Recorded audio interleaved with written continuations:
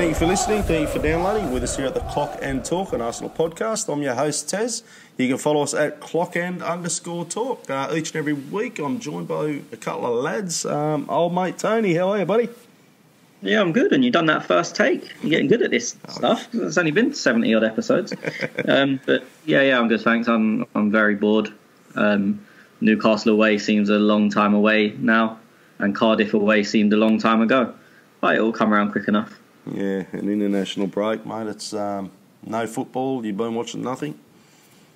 I've seen, as I will say in the future, I've seen clips of the England game. I was flicking between that and boxing. I watched nothing else, I don't think. I watched a little bit of the Wales game, but there was something else on. I don't know, probably a knitting contest or something that I'd rather watch. So, yeah, no, I've not really seen much, to be honest. Okay, and Schwinn, how are you, buddy? Doing well, lads. Just trying to make sure that I'm able to get something done in these 2 weeks when there's no football on. But it's been really boring. Even the football hasn't been great, So let's just hope Sunday comes around quicker than I think it will. Saturday. There you go. So already one day quicker than I thought. 24 hours.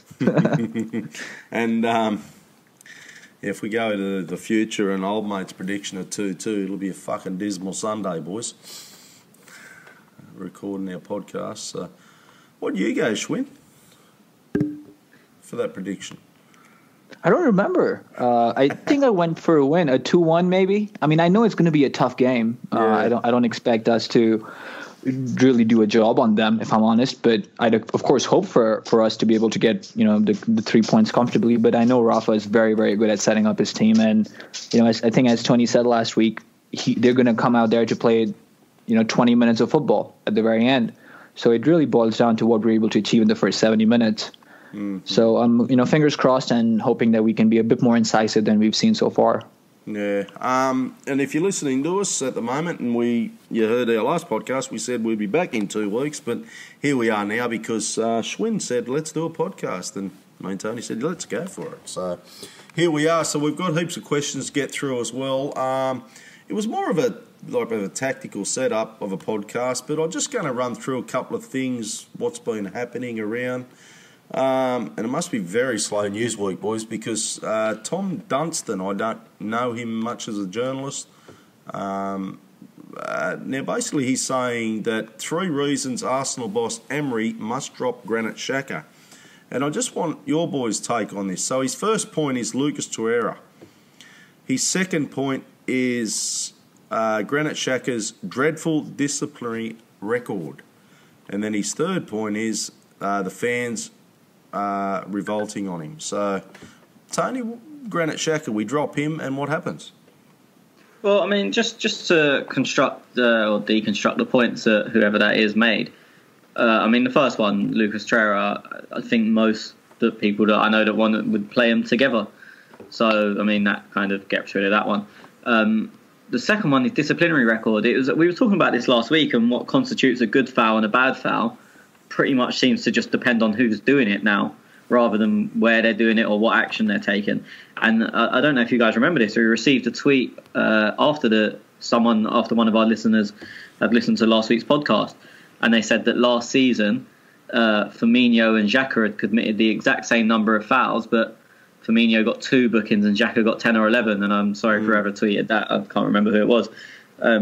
So, I mean, one is his reputation going before him, or two is he just fouling in very, very good areas, and they're actually good fouls, but because it's him and he's got this reputation of a terrible disciplinary record, are people leaning on that even when there's nothing really there to be looked at?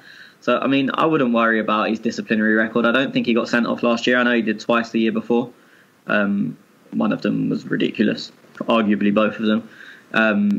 But I don't think off the top of my head he got sent off last year. So, in a sense, yes, he's got a lot of bookings, but did any of them actually cost us anything? Probably not. And the third point is, I don't think the fans are overly against him more than, as I said, look, we know what it's like at Arsenal fans. There's sections of people that are against most players. Even, look, you could go through the team and you look at, say, our better players from last year. You get Monreal, people saying he's too old and he's finished. You get Ramsey, people moaning about his contract. you get Xhaka, obviously people moaning about absolutely everything. Ozil moaning about this, that, and the other. There was a little bit starting to build up a tiny bit on Aubameyang before he got his goal last week. There's previously been quite a bit on Lacazette. It's what Arsenal fans do. There's always going to be a section of the fans that are against the player, but I wouldn't say the fans are revolting against him. I think that's just a ridiculous statement, to be honest. Yeah, like I said, it's probably a bit of a slow news week, and he goes on and probably the one point in that is probably obviously the second one with the disciplinary record is, the 25-year-old committed 57 fouls, 6 more than any other player in the Premier League. That is a lot, but as you say, it's there's a couple of red cards, not last year before. I don't think he got a red card at all last season. No, I don't. No.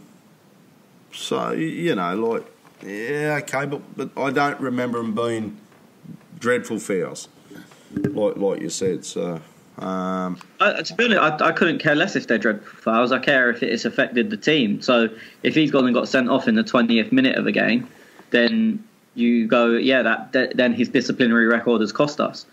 But him picking up a booking for breaking down an attack on the halfway line, to me, is neither here nor there. And the people that don't want him in the team should be glad he's doing that, because if he does 5 of them before Christmas, he gets banned for a game. That's a game he can't play. So they're using something that's strengthening their argument against him. It makes no sense to me. No. And as I said, I've often said on here, I think there is times where it doesn't suit him to be in the team, and there is certain games that he shouldn't be in the team for. But there, as I said, a lot of the points that are coming out are just people that they just don't want him in the team regardless. And as I said, we've got that with a lot of other players. We've seen the same about, you can pretty much name every player that isn't new.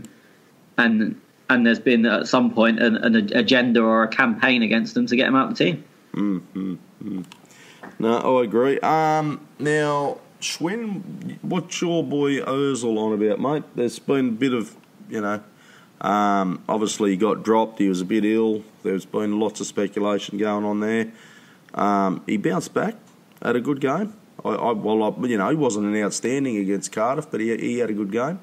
I think he'll bounce back now after the international break. I think he will. I think he had a decent game. Maybe better yet, I think, better defined it. I think he had a decent spell in the game. I don't think he was anywhere close to his best, as we've seen him. But I think when you're coming off a back of a very harsh summer, not just in terms of your on the pitch football, but in terms of what happened off of it. And whether you believe the story or not, he was unavailable for one game and then came back and had a decent game. So I'm not too worried about him. I think he'll be fine. I think he needs time. The manager needs time. Again, as we'll speak in the future, the manager is still trying to find his bearings, and Mesut Ozil is going to be a key cog in this machine, whether we like it or not. Absolutely. Maybe come next season, Emery decides that he's not for him, and that's fair. Even if that's Granit Xhaka, whoever it is, just because someone is not being touted by Emery as one of his key players, that's not an indictment against them. It's just that they don't fit into the system. And at the end of the day, we have to see what's good for the club, and that will always translate to what the manager deems correct in his system. So, I'm not too worried for him. He's a class football player. He's shown it time and again. And if he doesn't succeed at Arsenal, he'll go on and succeed somewhere else. So it's all right. Excuse my ignorance here, because like I said, international break, mate, I've literally watched nothing. Did he go back to the German team, or what happened there? He didn't. No, I think from what I've seen, and this might be wrong, I think he is in Germany. I think he's in Gelsenkirchen, if I'm not wrong, just spending time with family, if I had to guess. Because he did put a picture up on social media that seemed to be a picture of of one of those old pictures that we took from cameras and developed on film. Yep. So it seemed like he was probably visiting back home, but he could be elsewhere. But Germany did play France, I think, earlier this week, and they didn't really have the best of games. So it seemed like Jogi Löw said after the game that he is going to reach out to Mesut once again, and I don't know whether he's going to ask him to come back, or the quotes were in English, of course translated from German, so I'm not sure what the job was done there. But he said he's going to take the initiative and try and get in touch with Mez. Whether that's on a personal level or a professional one, I'm not quite sure. But I'm pretty sure Mesut Ozil is not going to come back to the German team anytime soon. Okay. He hasn't announced retirement in international, I think, has he? Not that No, I think he left the door open. He said till the time the DFB is able to, again, I'm not sure of the words here, but I think what he pointed out to was, there are some institutional problems here in the DFB and surrounding the DFB that need to be eradicated before I come back, or if at all I come back. So, I mean, he didn't close the door, but let's be honest, he closed the door because these problems are not going to go away anytime soon. Yep, okay. Tony, and just the last bit of news that's been travelling around, obviously contract for Ramsey. There's now speculation he's been offered the captaincy to get the contract over the line. Your thoughts there, mate? Do you think it's going to happen, or do you think he'll go for free? I don't think he's been offered the captaincy because they're not going to change Czech from captain 4 games into the season unless they're going to drop him. And then who knows who's going to be captain, and then Ramsey's got a shout. It's a weird one with his contract situation because obviously his agent tweeted, must be 2-3 weeks ago now, saying exciting news today, or Arsenal fans are going to, you'll all be pleased. And then 2 hours later said, on the back of this good news, we're going to do a giveaway of a Ramsey shirt. So when he said he's got good news, he never linked it to Ramsey. He never said anything about Arsenal. But then 2 hours later, they're doing a giveaway of an Arsenal shirt signed by Ramsey. So everyone kind of thinks, okay. And then there's just absolutely nothing. I questioned at the time if they were real, if it was a real account. And loads of people on Twitter came back to me and showed me evidence that it was pretty much. Because, I mean, it's Base Soccer, who I knew were Ramsey's agent. I just didn't know if that account was run by them. But Ramsey's previously tweeted them. He follows them. He's interacted with them, as have a lot of other players. So it seems like a real account. Yep. So it is a bit confusing. But the way they worded the tweet, and then even at the end of that day when they said good news today, shortly before midnight, they tweeted, seems like they haven't decided to announce it today. So that would suggest it's done. But we've played since then. We played Cardiff since then, and he didn't have the armband. So for me, whether going by that, and I'm purely going by that, it looks like it's done. Last word in football, in my opinion, as everyone knows. But going by their tweets, it seems like it's done. But I don't buy into the captain's armband bit because they're not just going to go, "Oh, sorry, Czech, you've been a captain, but we're now just going to give it to this bloke because he said he wanted it when he signed the contract." Seems a bit odd. Okay, boys, I know it's only a couple of games into it, but obviously international break, we need something to talk about here a little bit. Give us your thoughts on the opening games of Emery. If you had to grade it, an A, B, C, D, what would you grade him as? What you've seen, and where do you think he could improve? Moving forward to obviously through to January. I'll go to you first, Schwinn. I think, first of all, what we've seen is that this team needs a lot of work. And to add to that, I think we've seen that a team has been doing a lot of work. We were just speaking off air. The distance that we've covered is, as a team over the last 4 games, higher than any other team and by a mile. So that shows that there has been an up in work rate and a significant one. But I think we can also retrospectively say that despite all his failings, Arsene, and he didn't have the greatest of seasons last season, but I think there was a lot of work that was done under him, which was positive. There's a lot of things we've seen that haven't changed just yet, especially the way we attack. And, a lot of that can be attributed to the way Arsene taught these players how to play football. In terms of a grade, I think I would, I'm going to be very average and probably say something like a C+ or a B- because I think there is a lot more this team can do, and because of the constant changes that we're seeing, whether that's the starting lineup or at half, the players haven't quite gelled together. There has been a bedding in period for someone like Lucas Torreira, who hasn't got a lot of game time. Of course, Matteo Guendouzi has been positive, but he's not going to be featuring too heavily in the starting 11 in the Premier League. And then you've seen players like Mkhitaryan, Ramsey, and Mesut Ozil, and maybe even to an extent Lacazette, being used in a very rotational manner. What I do like is that the manager is trying things. He's not taken a certain set of players and used them every week. He's happy to make changes. He's happy to adapt. I think there's more scope to do that. But 4 games, 2 really tough ones, 2 relatively easy ones, and in a very rational way, if you had looked at these games before the season started, you would be satisfied with 6 points. Maybe not entirely, but you would understand 6 points out of these 4 games, and that's where we are. So it's hard to argue, but there's obviously scope for improvement. But I don't think it's necessarily glass half empty. I think it's glass half full. Okay. Tony? For me, a C minus, because he's done exactly as expected, but not convincingly. So as Schwinn said, we would probably, if we're being realistic, expect to lose to City at home and Chelsea away, and expect to beat West Ham at home and Cardiff away. But we've not been convincing in either of the wins, and had we dropped points in both of them games on the level of performance, no one would have been shocked. I don't really think anything's improved. This playing out from the back's giving me a heart attack every time we do it. And look, you have to learn on the job to an extent, but I think the system's wrong around it. And yeah, so he's got as I said, he's done as expected, but not convincingly. And for me to be where Schwinn is with a C plus B minus, he would have had to have beat West Ham and Cardiff. I'm not saying 5-0, it could have been 2-0, but with an element of control and a bit of certainty about it, because that would be as expected, but doing as expected well. Which for me, he's not done. As I said, we wasn't really in with a chance to the City game. Chelsea obviously went 2-0 down, had a good spell, and then gave up. As I said, I mean, people will see it differently, but for me, gave up the ghost at 2-2 with the subs he made. So look, as it's a headline rating because we've only had 4 games, but on them 4 games, as I said, I would say it's a weak C. Mm-hmm. And West Ham, like they're a very new team who are going to take some time to gel. So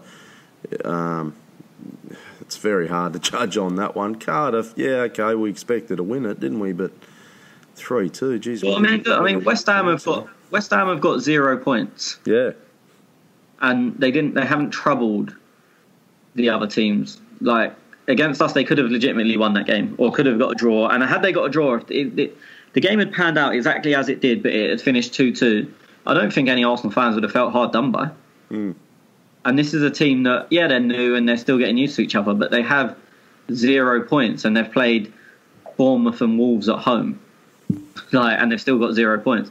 Their best performance and the game they've looked most likely to get a point in was away at the Emirates. And you've got to factor that in. Mm. Yeah, true. What about you, Tez? What would your letter grade be?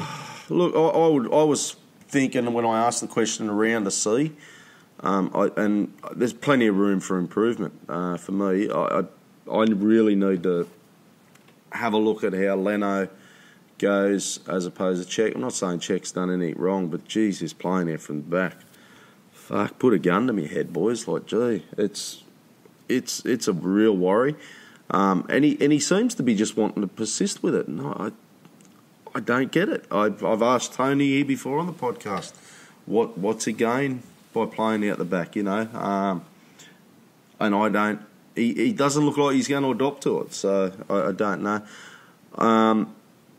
Our attack is, I think we're pretty sweet there, he's seen last game against Cardiff, Aubameyang, Lacazette, they work well together. I think they can create a good combination moving forward. Granit Xhaka, he had a good game last game. Ozil, these boys are just starting to find form, I feel, and if we can get this playing out from the back, because we're going to do it. It's going to happen. So we've got to get it right. So if we're going to continue this playing out of the back, that is going to be our weakness, I feel, and that's going to be our worry, because our attack, I'm fine. Our defence, they've been pretty good. Mustafi's had some good games. Socrates, he's been pretty good.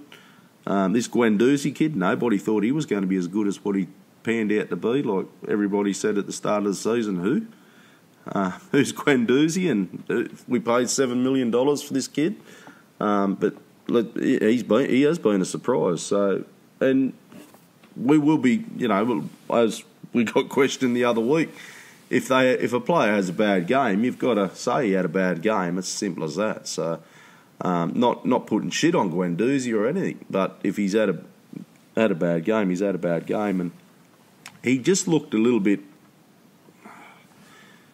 lost, I suppose, in the last game. Granit Xhaka, they'll play together. I think there's lots of positives to come. So, if we're having this conversation in January, I'd like to think we're at a B, sitting probably third, fourth on the ladder would be good for me. And then obviously we go up to an A if we get up to the first, second, if that happens. So, I suppose. That all right for you, Schwinn? Did you actually give an answer? I think you gave a C. I mean, long story short. I gave a C. The one thing that I've found surprising is that we'd all pretty much agreed that our attack's pretty positive and one of our stronger points, and our defence is one of our weakest points. But every single change, barring Maitland-Niles from Monreal, which only happened for injury reasons, has been offensively. So obviously Monreal was injured, so Maitland-Niles started the first game at left back. But then since then, our back five has been the same, and our attacking lineup has changed in every game. Yeah. And you'd think, looking at it, that our attack is our strength and our defence is our weakness, so that's where the changes would be. It's not a criticism, because I firmly believe a defensive unit needs to learn to play together. It's just one of them strange things when you look from the outside that it looks like he's playing with our strength and leaving our weakness as it is. Mm-hmm. No, it is. Is it also because we don't have the quality and depth? I mean, we have Lichtsteiner, but other than him, maybe, of course, you have to compound what you just said, Tony, in terms of you need that back line to be able to play together and learn how to play together. But maybe it's also because, we don't have a Mkhitaryan sort of player who can come off the bench and help defensively, or someone else who's missing out on the day. Lacazette, for example. Yeah, it could be. As I said, it's not overly a criticism. It's just something that looks a bit like, as I said, it looks a bit strange. I would like to see a Maverick, and I wasn't big on Mavropanos last year. I wasn't going over the top about him, but I'd like to see him in with this 11 instead of one of the two. And I'm not going to name one of them because it's nothing against either of them. Just I think if we're going to defend high, I would like to see someone with that bit more pace there. Basically, so as I said, it's nothing against Socrates or Mustafi, and I'm not going to say drop him in favour, because the issue is Mavropanos and Holding are both going to come in the Europa League, but that's not going to tell you a damn thing about how they'd fit in the Premier League. Yeah. Because with all due respect, we're playing against who? Yeah, it's not even that. It's that they're not playing with the rest of the lineup, so you don't have to compliment the lack of pace of the other players, or Lichtsteiner's not going to bomb on as much as Hector does, so they don't have to compensate for that. It's a difficult one because it's something I'd like to see, but I would probably feel a bit uneasy if I arrive up in Newcastle and I get a tweet saying the teams are out and I saw him in for someone. I'd think, that's a bit much. That's a bit of a change. So while I want to see it, I don't see how he will implement it. But if we're going to look, and these are the two worries that I think we're going to have, is playing out of the back and defending high. If we can nail them, then have we got a compact and sweet team there?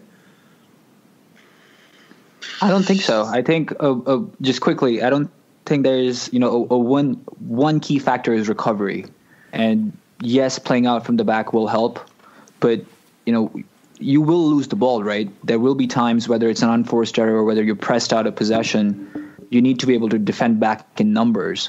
And for all of Granit's positivity and what he brings to the table, that is a department he lacks in. So he has to be put around players who can do some of that running for him. And of course, we all look towards Torreira in the absence of quick center backs.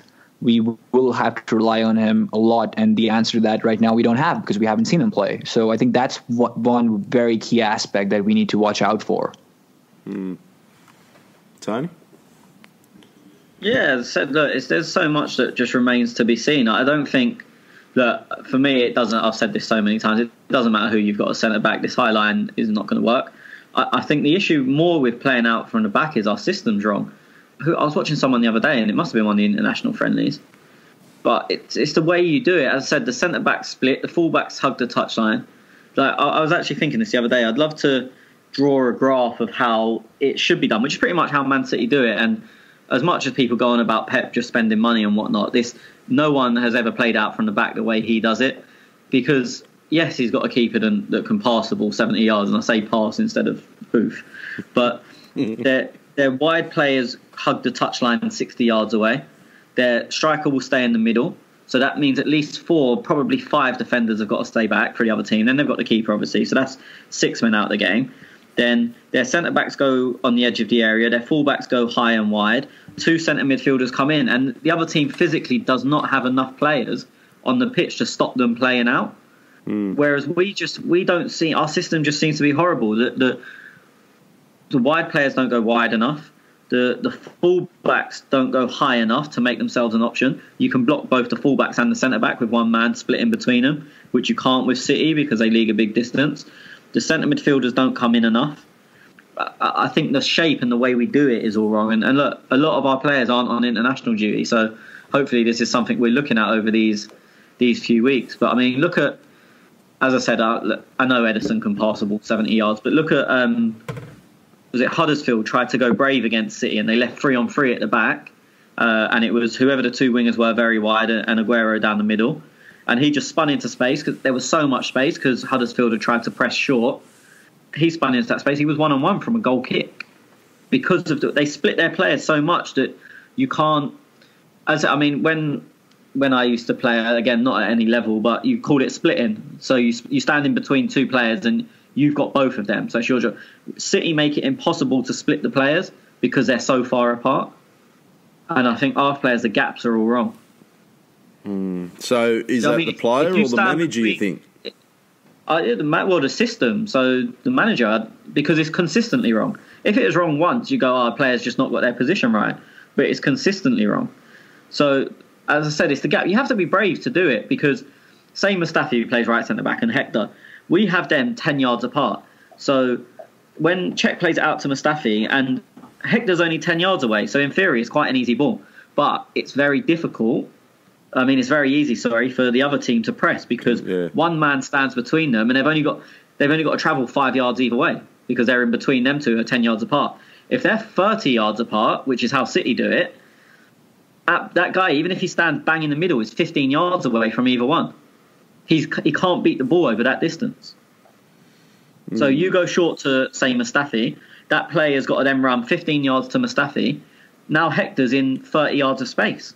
But what he's doing is he's playing to Cech's strength because we all know Cech can't. He couldn't pass 50, 60 metres. So, yeah, but you don't need it to be 50, 60 metres if you've got everyone as an option. That's what I'm saying. We don't commit enough options. That's what I'm saying. Like, as I said, you can defend Hector and Mustafi with one player. You can then defend Socrates and Monreal on the other side with one player. Whereas City, that would take 4 players to stop them. So they're taking out the amount of defenders the other team has, essentially. We're not. It's easy to press us. Or not press us, to stop us from playing out from the back. And then Cech ends up playing risky pass, as we saw with Arta last week, where he tried to feed it into midfield. And the midfielders should be a lot shorter as well. The centre-back should be wide and the 2 centre midfielders should be in the positions that centre-backs traditionally are, but far enough apart so that they can't be split by one striker. I said, just City, I'm not the hugest Pep fan, but the way he does it is textbook. And as I said, I think he's written that textbook. I've never seen anyone else do it. But you just look at it and you think, how the fuck do you defend against that? And I know you said Cech can't pass the ball 60, 70 yards, which he can't, but if you've got Aubameyang one-on-one with any centre-back in the league, the pass doesn't need to be accurate. Cech can kick it 70 yards. It just, you have no fucking idea where it's going to go. But that doesn't matter if Aubameyang's one-on-one. Yeah. Do you know what I mean? It can be 70 yards out wide. Do you know what I mean? And that's, as I said, look at that Aguero goal against Huddersfield and look at the shape. It was perfect. And yes, Ederson's ball was class, but he essentially kicked it into space. And Aguero will back himself over pretty much every centre-back and definitely the fucking Huddersfield centre-backs in a race. And that was all that happened. It was beautiful in its simplicity and it was simple purely because of the system. So, in saying that, and I know you've got an argument for Cech's a great shot stopper, but Leno's good with his feet and can pass the ball. And look, I haven't seen much of Leno, so it's very hard for me to really make a judgment on this. Do you then have Leno in goals as opposed to Cech because of that? You need that system to work. Look, I think Cech would still be better if the players set up properly, which they're not. as I said, if Hector and Mustafi were 30 yards apart instead of 10, and Hector and Socrates the same, then it would make Czech's life a hell of a lot easier. I personally think while our defence is as shaky as it is, and we're leaking as many chances as we do, I think Czech's the way to go. I think Czech's the one you keep in goal. Okay, and you get the players to get the system working. Yeah, as I said, I just think they're not ready to receive the ball. Yeah. And as I said, if you make the opposition commit that many players, there's always someone they'll leave and they'll go, oh, go on, you can pass the ball to them, and then you're able to play out. Whereas at the moment, there's never anyone free because the other team, as I said, they can split players so easily. They stand in between two players and they've essentially got them both marked. Mm-hmm. Okay. Kolasinac, do we know when he's back? It was meant to be 8 weeks from the first week in August, so probably a couple of weeks. I don't know if anything's changed, but I know they said 8 weeks, and it was literally like August the 1st. So you go October the 1st, give or take. Okay, so But then there's another international break in about a month, so it's probably fair to say after that, which is with me back in November. Okay.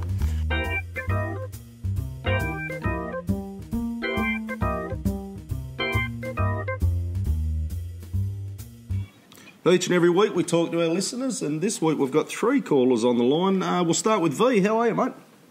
I'm doing good. How are you guys? Yeah, good, mate, good. What do you got for us, buddy?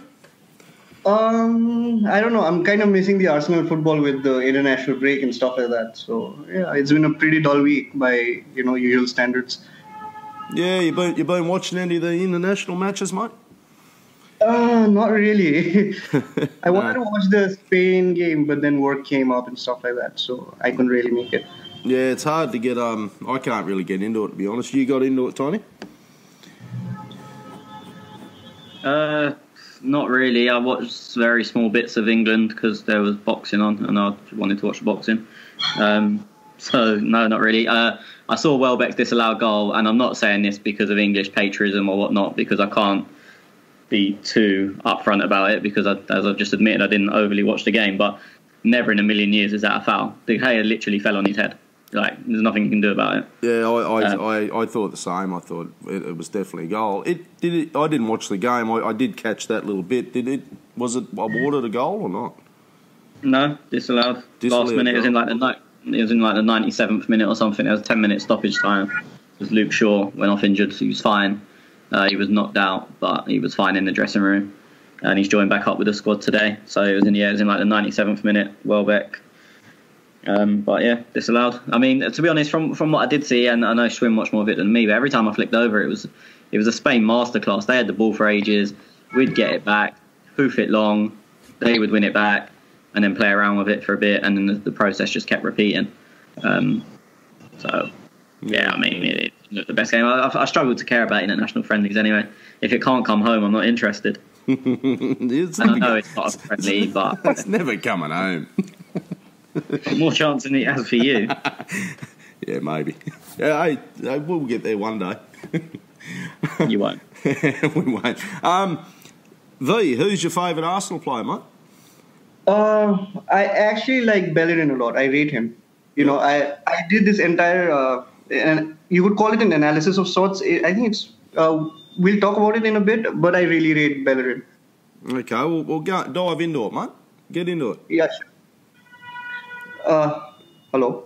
Yeah, mate, yeah. So your analysis, you're talking about analysis on Bellerin. Yeah, so not many people talk about this a lot, but I think when he was going on this really good run about a couple of seasons ago, he had this small injury with his knee or something.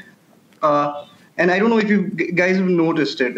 He had this like stop-start thing where he'd go very hazard, like where he would stop and then he could take it in. The way he beats Lallana against Liverpool is like a really good, indicator of him having like great balance. But ever since that injury, he runs pretty, all the weight of his all the weight of his body is pretty much on his heels, when he's running. So when he takes the ball in, that first touch where he could like push the ball and beat the opposing fullback, he's kind of lost that. And, every time he's on a one-on-one, you'll see him put his weight on his heels. Earlier, it used to be his balance used to be amazing, and his left used to be pretty good too. I don't know whether it's a sports in rehab kind of problem or anything. And even the way he runs, you compare the videos, before that injury and after that injury, his hand shape is all a little weird, and he's running with a very erect profile. That it no longer has that forward bend that I used to see earlier. I don't know. I'd love to hear your guys' opinion on it. Tony, got some thoughts on it, mate? I mean, he's clearly lost. He never beats anyone one-on-one, either inside or outside, unless he's got 30 yards to run into. It's one of my biggest problems with him. I think he kills as many attacks as he makes, because whilst he's very good on the overlap, you isolate him one-on-one and he doesn't do anything. I agree. A few years ago that wasn't the problem, and I don't know. I'm not a physician or a physiotherapist or anything like that, so I don't know what's caused that. But no, I'm a doctor actually, so that kind of yeah. So I mean, look, you're probably better placed than me to speak about it. It's clear to see that something has changed, whether it's confidence, ability, health. I don't know, but it's very clear to see that now. When he gets if he's one-on-one with someone, he's going to turn around and pass it backwards or inside. He very rarely even passes the ball forward when he's out wide. So. Yeah, as I said, you've gone into the health reasons. I don't know about that, but it's very clear there's a change, and it's one that's made him a lot worse.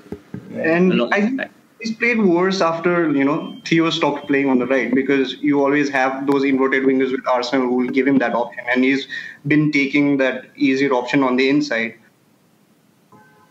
Yeah, he always does, and if he does get caught, he just runs inside and tries to back his pace, but then he runs inside 5 yards and then lays a 5-yard ball off. It's as I said, it is very annoying, because you isolate him one-on-one and you think with his pace and what people think is his attacking ability, you'd think that would be a plus point for us isolating him one-on-one, but it's not. It's a waste of time. It gives the other team more chance to get behind the ball because he slows down every attack. And it's funny to say that our fastest or second fastest player is, in one sense, our slowest player, because he slows down every attack. He doesn't do anything quick enough. So when I know I've been moaned at before for saying he's slow, and I obviously don't mean in a 100-meter sprint, but in terms of our attacks, he slows us down a lot of times, which is probably one of my biggest issues with him. Aside from, and I know Schwinn mentions this pretty much every week, that he's just, as you said, you isolate him one-on-one and there's no benefit. He's going to just come back and lay it inside. One take on in the last 4 games, guys. One take on in the last 4 games. Look, I'm not trying to doubt what Vinayak is saying here in terms of his medical or physical background, but when you can see Bellerin, just running forward, sprinting forward, you can see he's lost a bit of pace. But you can also see he's pretty comfortable running. It's not as if he's carrying something with him. That shouldn't really stop him from taking on people. If he can go full tilt from one side of the field to the other or just down the flank, he's okay in recovering as well. But I don't know if there's really a medical reason, in terms of the dip in his performance. I'm just looking for reasons, because the dip has been quite astronomical. When he broke into the scene, a lot of potential, and he seemed better than a lot of the options that we had at that point of time. Yeah, mate, I don't disagree with that. Yeah. Just quickly, Taz, I don't disagree with that. I think a big aspect there is what Vinayak just said about Theo. I think when you have a partnership going on, then it's easier for you to be able to contribute and maybe take a bit of a risk, because your partner might drop deep and cover for you. I do think that's a bigger aspect than necessarily a medical one. But then again, I'm not an expert in this field, so I wouldn't believe myself at the moment. Well, I'm just going to throw another one at you guys. I don't know if you guys have read the report as well, or you have got the article running around that Hector Bellerin has taken a swipe at old boss Wenger, claiming he would send out his team with no plan on how to beat opponents. The Gunners fullback even went further and said life at the Emirates under new coach Emery feels like he is at a new club. There's lots of new staff and whatnot, and he's grateful to all of them. So what I'm getting at there is if this is true, this is a pretty big statement for Bellerin to come out and have a swipe at Wenger like that. I think, and if this is true, did he lose his way in a way, I mean, for me, that's fed PR from Arsenal, because you're not going to come in and say, "Oh, this new bloke's clueless." Obviously, he's still got to fight for his place in the team. And I know we've used Hector a bit differently, and he's got him behind a few times. But on his actual level of performance, is he any better? For me, no. So if this new guy, and again, this is nothing against Unai Emery, it's against a statement. If this new guy and all these new staff have come in and they're all the best at this, best at that, why hasn't he improved? Why hasn't Hector improved? Mm-hmm. Do you know what I mean? For me, that's just sort of like, you always say that, like, it's the king is dead, long live the king. Had he done this interview on the last day of Arsene Wenger, he'd have said, our methods are brilliant, blah, blah, blah, I've learnt so much, he gave me my chance in the team, I've improved so much under him. But then the day after Wenger's gone, this new way's much better. And if Emery left tomorrow and someone else came in, this new way, what a guy. Do you know what I mean? It's just, you've got to play to your boss. And I think you get a lot of PR stories like that in football, where whoever's there is brilliant until the next guy comes, and then he's more brilliant, and then everyone's more brilliant than the brilliant person before. Yeah, no, true, fair call. Now, there has been an argument that a few Arsenal fans have mentioned that maybe Bellerin is better used as a right wing, yeah, but I don't really agree with that. As Shrin said, he can't really beat people, one-on-one, and with the over-reliance that is there, at least with Emery this season, the amount of chances that, the way he uses his left and right wingers, I don't think Bellerin is quite the fit, No, fair call, mate. Okay, buddy, thanks for your call, mate. I'm going to continue to move on, mate. Thank you so much for having me. Thanks for having you, mate. Cheers, buddy. Okay, so our next caller is Matty. How are you, Matty? Hey, Tez. Hi, guys. I'm good, thanks. That's the way, mate. What do you got for us this week, buddy? Yeah. So it was a pleasant surprise. Nice to hear you guys. Yeah, you too, mate. And you've been catching any games this weekend in national break for you? Not really. Actually, it was a little busy this weekend, so just checking on the results. That's it. Yeah, no worries, mate. You got a question for us? Yeah. So my question is, do you really see Lacazette and Aubameyang partnership working throughout the season? Because having both of them is really good, but it would basically compromise, and we will have to sacrifice one midfield. So what is your thoughts on that? Tony? Yeah, look, I mean, I've said a million times the way I would get him into the team is play a 3 in midfield with a 10, preferably Ozil, and them 2 up front. I don't think he's going to do that. I think he's going to stick with the current formation and system. And I think for the next few games, we'll see them both together with Aubameyang on the left. My worry is I don't think we can do that in the bigger games, because you basically give up possession of the ball. And especially against the bigger teams, possession is 9/10 of the game. But the issue he's going to have with that, if he plays that system and we're banging in goals left, right, and centre, and we're beating all of these teams, scoring loads of goals and winning, and then it comes to a big team, it makes it very hard to drop one of them two. But I mean, surely you have to, if you know you're going to lose the game with both of them starting, or but you're pretty sure you'll probably lose the game if they both start. But they've both scored 6 in the 6, say. It kind of makes a problem for himself. And that's something I worry about down the line. As you said, it will cause issues trying to get them both into the same team, but I don't think he's going to change too much around. I think he's going to stick with the system that we've seen. I think Cardiff convinced them they can both play together with Aubameyang on the left. I don't particularly rate him there, but I think that's what Emery will go with, and maybe he'll grow into the role. Will that leave a short-coming Europa League, though? No, not really, because, I mean, you've still got Welbs and Eddie to play, and there's only one up front, so one of them will play up front, the other one can play wide, and there's also a lot of fringe play. Like, I don't mean this disrespectfully, but people like Iwobi, who have only really had a few minutes so far, a game and a half, not even, that want more minutes in the Europa League. There's always going to be players, you never know if he's going to draft Smith Rowe in, which will mean someone else can move outright. It's going to be, for me, the Europa League is going to be people that aren't starting every week. So you may get the likes of Mkhitaryan playing. If we stick with the team we had at Cardiff last week, if that's our general first team, then you'll probably get the likes of Mkhitaryan playing in the Europa League. As I said, I'd imagine Iwobi will play every game.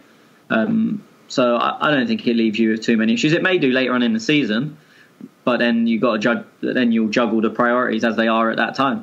Yeah. Because when we've got to start playing our first team in the Europa League, then you won't want them both playing every game. But as I said, that's when you start juggling priorities, as we did last year. Yeah. I mean, at the back of last season, we sacked off the league, and it may be the case that we have to do that again this year. Mm-hmm. What do you got else? You got another question for us, V? Who we got? Maddie. Sorry. Actually, you covered my second question. That was my next question. Was what will be our Europa League lineup? I think that is pretty much. Or do you think Holding or Mavropanos can get a chance in Europa? Considering Socrates, we can probably rest Socrates or Mustafi. So that was my second question, especially on the. Yeah, I'll go to Schwinn on that one. Yeah, absolutely. I mean, early on in the Europa League, I would imagine there to be quite heavy rotation. Even throw in someone like an Elneny, who we've not seen any minutes from in the Premier League so far. So I expect us to maybe throw in a Ramsey if required. Late into the game, his work rate and his engine might come in handy in these midweek fixtures. But to start with, I can easily see us going 8, 9, maybe even 10 players rotation when you compare them to the Premier League teams. And would you agree with that, Maddie? Yeah, I agree. Yeah. Okay, and you got one more for us, haven't you, buddy? Yeah, just the one. So this is more towards how it works in reality. Like, since we have a Thursday, Sunday schedule now for most of the season, what does typically happens in terms of training after a Thursday match? Is it like it's only a recovery kind of training, because you cannot really do a lot of training and we can have injuries? So what does typically, how does people focus on, especially on the Thursday, Sunday schedule? Tony, you're probably more well equipped to answer that, mate. Yeah, I mean, it depends what's going on. They tend to either not train or they'll come in and watch footage, which has to be done anyway. But they'll come in and watch footage and do maybe a light run just to try and run the lactic acid out of their legs, just try and keep them active, keep them mobile, because usually legs stiffen up more the next day. So if they'll go for a very light run. Or just watch footage depending on the game. And on a rare occasion, if there's very little, so for example, if we're traveling, when we're away in Ukraine in the Europa League, it's obviously a long flight back, so then they may come in and do shape work, especially if we've got a long travel the next day. So we haven't, but for example, if we had Ukraine away and then Newcastle away, they've got to travel to Newcastle on the Saturday and they wouldn't get back till midday Friday in England from flying back from Ukraine. So they'll come in and they'll do a little bit of footage and a little bit of shape work. It'll be nothing cardio based really, but it's never really a full training session. As I said, it's shape, which you can do pretty much standing still. Set pieces, again, you pretty much do standing still as long as everyone knows their runs and knows they're both attacking and defensive. Analysis, both of the previous game and of the next opponent, and then on very rare occasions a light run. It just depends on how the players, they obviously get sent all this data during the game of how, I mean, Wenger always used to say the red zone, but they know, or they have an algorithm that tells them how close they are to being injured essentially, and what areas they're struggling in, what muscles are strong, what muscles are weak. So they'll work on that, and if they feel players need to go out for a little run, a brisk run, then that's what they do. But a lot of it is analysis and tactical work the day after. Mm-hmm. No, pretty. Or, I mean, to be honest, 9 times out of 10 they have the day off. But as I said, it's when they have the short turnarounds. Like as I said, if they come back from Ukraine and they're travelling the next day to Newcastle, they can't have the day off, because then they're basically not playing. They're just going to play Thursday, Sunday, and not train in between and not do any work. So if it's like a Saturday, Wednesday, they'll have the Sunday off. Saturday, Tuesday, maybe have the Sunday off, maybe not. But 9 times out of 10, it's a day off, depending on how close it is to the two games are to each other. Okay. Matty, quick prediction for our next game against Newcastle, mate. I think I was really impressed with our fight in versus Cardiff, but Newcastle will be little difficult. It will definitely not be easy. So I'll go for 2-2 draw. 2-2 draw. Wow, I hope you're wrong, mate. We need the 3 points, brother. Well, thanks for joining us, Matty, and we'll catch up you another week, mate. Yeah. Thanks, guys. Good on Have you, a nice buddy. day. You too, mate. See ya. Good. Right. Okay, one more caller. Addy, how are you, mate? I'm doing all right. How's everything going? Yeah, good, mate. Good. Enjoying the international break, buddy? Typically, once the international break goes on, I look for other sports. So I've been watching the US Open at the tennis at the moment. I honestly hate international football unless it's huge competitions. Do not like their qualities. No, I'm hearing you, mate. I've been exactly the same. But since you touched on the US Open, what was the big news story about? What was it, Serena Williams there today? Yeah, that was like pretty interesting because I think quite a few the judge that was or the umpire that was in charge. There's been a lot of quite a few players that actually don't like him, but as well, I would say that Osaka, I think she played well. Serena will say herself she's made mistakes during the match and we'll give her the win. But that was pretty funny. But my main guy in the men's section, Roger Federer, he disappointed me this year. Obviously, I wanted him to go all the way again, but it wasn't to be this year. Said you're talking on Aussie. Was he the bloke who got beat by an Aussie? Yes. Hey, mate, and nobody over here has heard of the bloke either. I've got no idea who he is, but we'll jump on the bandwagon. That's it. See, obviously, my other favourite Aussie, Leighton Hewitt, he's gone now, but he's one of my good football. Yeah, I love Hewitt. He was good. Just come on. What do you got for us this week, Addy?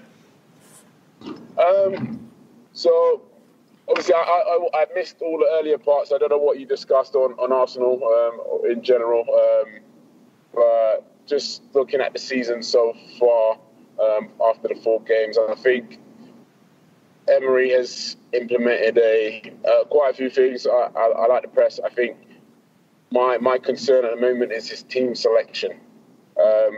Even though with Arsene Wenger, I think the majority of the time I could predict his team. I knew if certain players were available, you could basically pick his starting 11. But with Emery, he is unpredictable at the moment, and I don't know whether that's a good or bad thing. But I think that for this team to gel nice and early, I think, for example, Lucas Torreira not starting in any of the 4 matches. Could understand maybe the first match.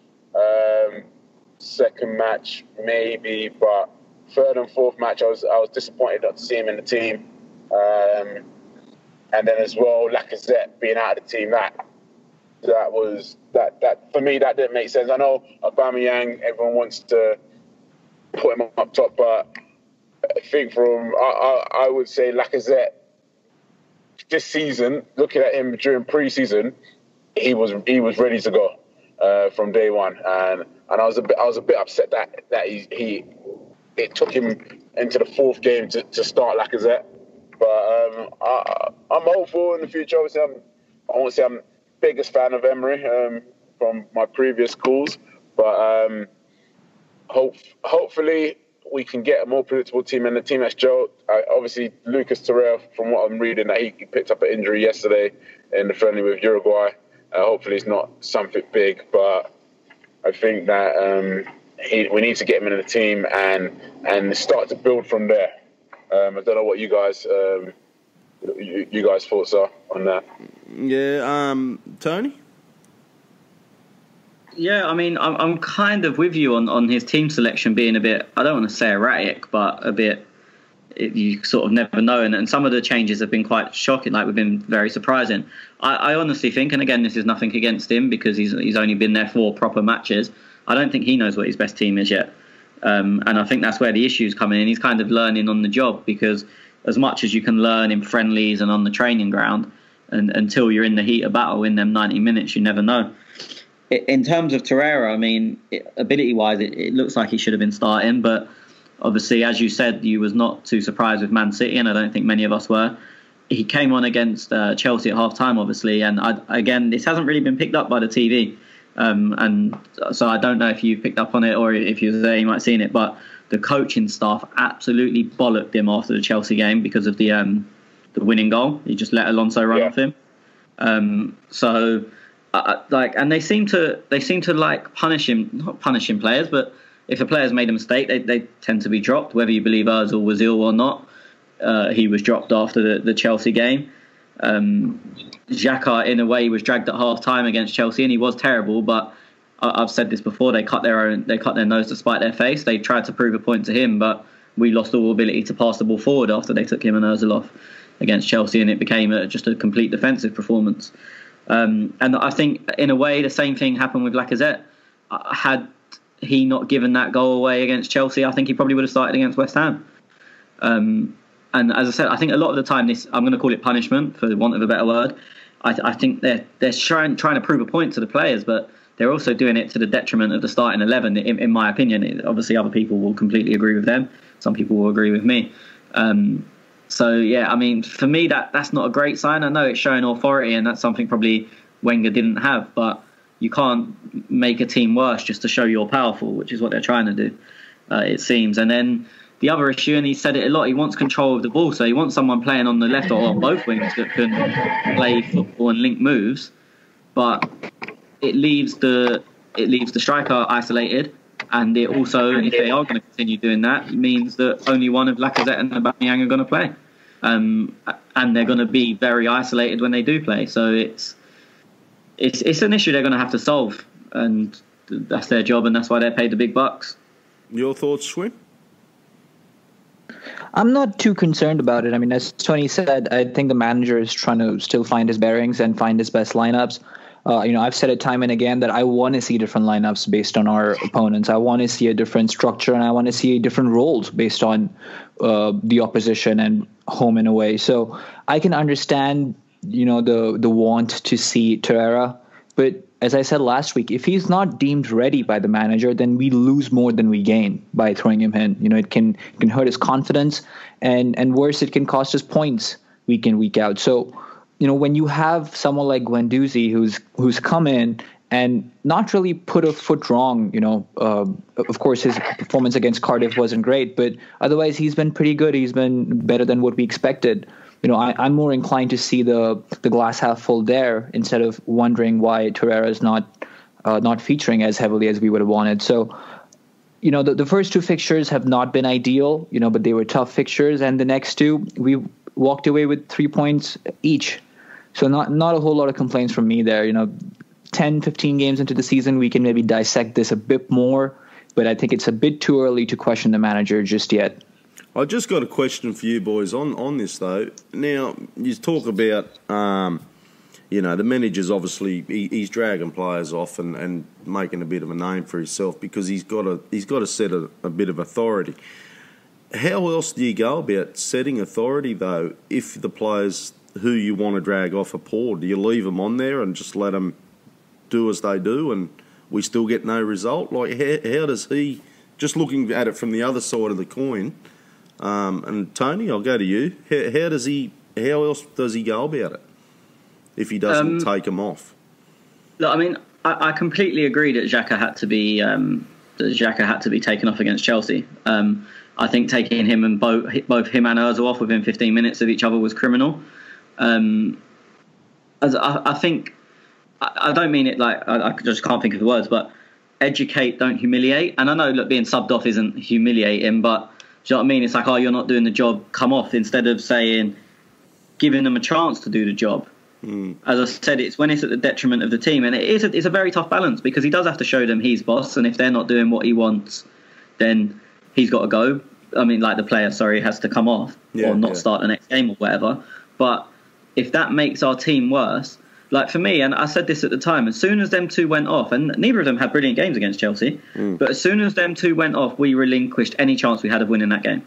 From the moment them two were subbed off, we basically said, we are hoping against all hope for a draw and come and beat us. We're not going to come past the halfway line, so you come and beat us, and best the best chance we'll have is that you don't score. Like, I mean, I know it was Kepa's home debut, and we peppered the goal in the first half. We missed all them chances after the 60th minute, and I kind of felt a bit sorry for Lacazette because once he come on, we stopped doing anything. So it looks like I came on and had no impact, and then gave the goal away. But I mean, obviously, giving the goal away is, yeah, he didn't get anything because we basically decided we were going to stop attacking it, and to make it even worse is that Lacazette's not the quickest, so our only way of getting out was smashing it long, essentially. And that's not Lacazette's game. Lacazette wants it into feet or into his chest, and he holds it up and holds the defenders off. He's very good at that. But if you're going to tell him to chase the ball into a channel, especially against Rudiger, who's very quick, and Luiz, who ain't slow, he was always going to struggle. So it is a tough balance because he did need to show Xhaka and Ozil, like, I'm the boss. But for me, there has to have been a better way of doing it than saying, oh, we're going to fuck this game off and basically just lose it so I can prove to you two that I'm the boss. That I'm the boss. So cutting your own nose off the spot, your own face, really, for sacrificing the point. Yeah, that's how I saw it. As I said, a lot of people will disagree, but no, that's what I saw. What about you, Addy? You agree with that, mate? Yeah, no, I think, again, with, like, if you're looking at the managers that have good relationship with players, we look at Jurgen Klopp, how he gives the players and brings them together, and then you create that team bond, and then you get that spirit of, you know what, I'm going to go all out for this manager, for this coach. I'm gonna give my all. Obviously, he's someone new. Let me actually come and work hard for him. I think with Emery, he needs to create that vibe. I think you trying to be the boss and laying your law doesn't work. And then you can, and with Mourinho, I would say Mourinho of Chelsea previously, when he first came in, and he got John Terry, Lampard, Drogba, all in that mentality, and they all died for him. But look at Mourinho now. He's trying to be the boss at United, but you've got Pogba that really doesn't like him. You've got players in that team that actually they don't want to work hard for him. You've got Martial, that he was a good player, but then he doesn't care about Mourinho anymore, and he doesn't want to work hard for him. And I don't want Emery to go in that form and think, oh yeah, I need to show him the boss, and then you don't get the players to actually go all out for you and work as hard for you. I would want him to have that vibe and create good relations with the players, like a Jurgen Klopp or a Pep Guardiola, and then the players will say, you know what, I would want to work hard because and that's one good thing I loved about Arsene Wenger, and again Alex Ferguson. They had really good man management skills, and it's not something that you can just have. And like I just want Emery, obviously, he had his problems at PSG with Neymar, and to be fair, Neymar's a huge superstar. He was big at Barcelona as well, and he wasn't easy to deal with. But I think him coming into this team, where obviously it was man managed different with Arsene Wenger and how his personality was, like, I think he needs to. He can still be the boss and show, okay, yes, I am the boss, and lay the law down, but how he does that, I think he needs to understand what way is going to work to get the best out of these players and get them to work 100% for him. That's what I would think. But yeah, well, Schwinn watched that documentary regarding on Pep, and I seen a couple of shorts. I'm yet to watch the documentary. Schwinn, he seems like a manager that lays the law down a fair bit. He'll drag players off if they're not performing, and I think Mahrez has been one that I've seen him screaming down the sideline at Mahrez for not doing what he wants to do. He seems like that type of boss, like an Emery mould. Emery may be, and not a Klopp. Do you think, or? Well, Guardiola is a very unique, individual. We've heard a lot of things about him from people like Samuel Eto'o and Yaya Toure. He's been accused of a lot of things, and I probably don't want to get into Guardiola a whole lot just because we don't know a whole lot about him. He's spent time at Bayern Munich, Barcelona, and City, but everything that's come out from these have been very controlled. Marty Perarnau, for example, wrote a book on on Guardiola's time at Bayern Munich. And again, that's a very controlled writing style. It's probably been vetted by a lot of people because it's a PR stunt at the end of the day. So I wouldn't really go on Guardiola here. But what I will say on Klopp is that, it took Klopp time to get his players in, and only then have we seen him employ this sort of man management style. When he came in, there were a lot of players that didn't cut the mustard. I think of Christian Benteke. How many times was he dragged off?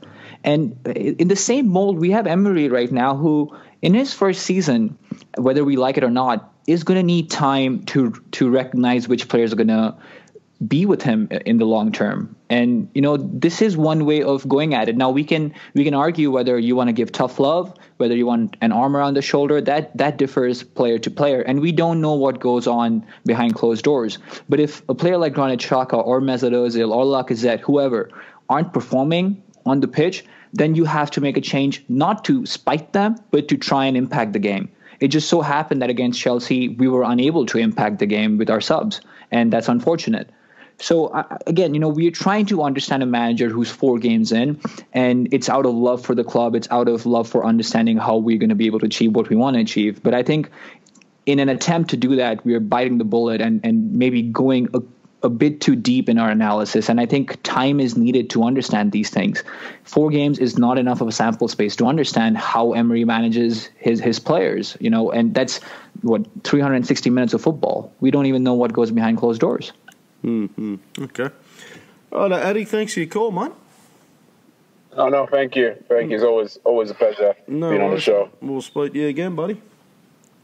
Definitely. Thank you very much. Have a good day, yeah? Good on you, mate. You too. Cheers, mate. Bye. Cheers, mate. Bye.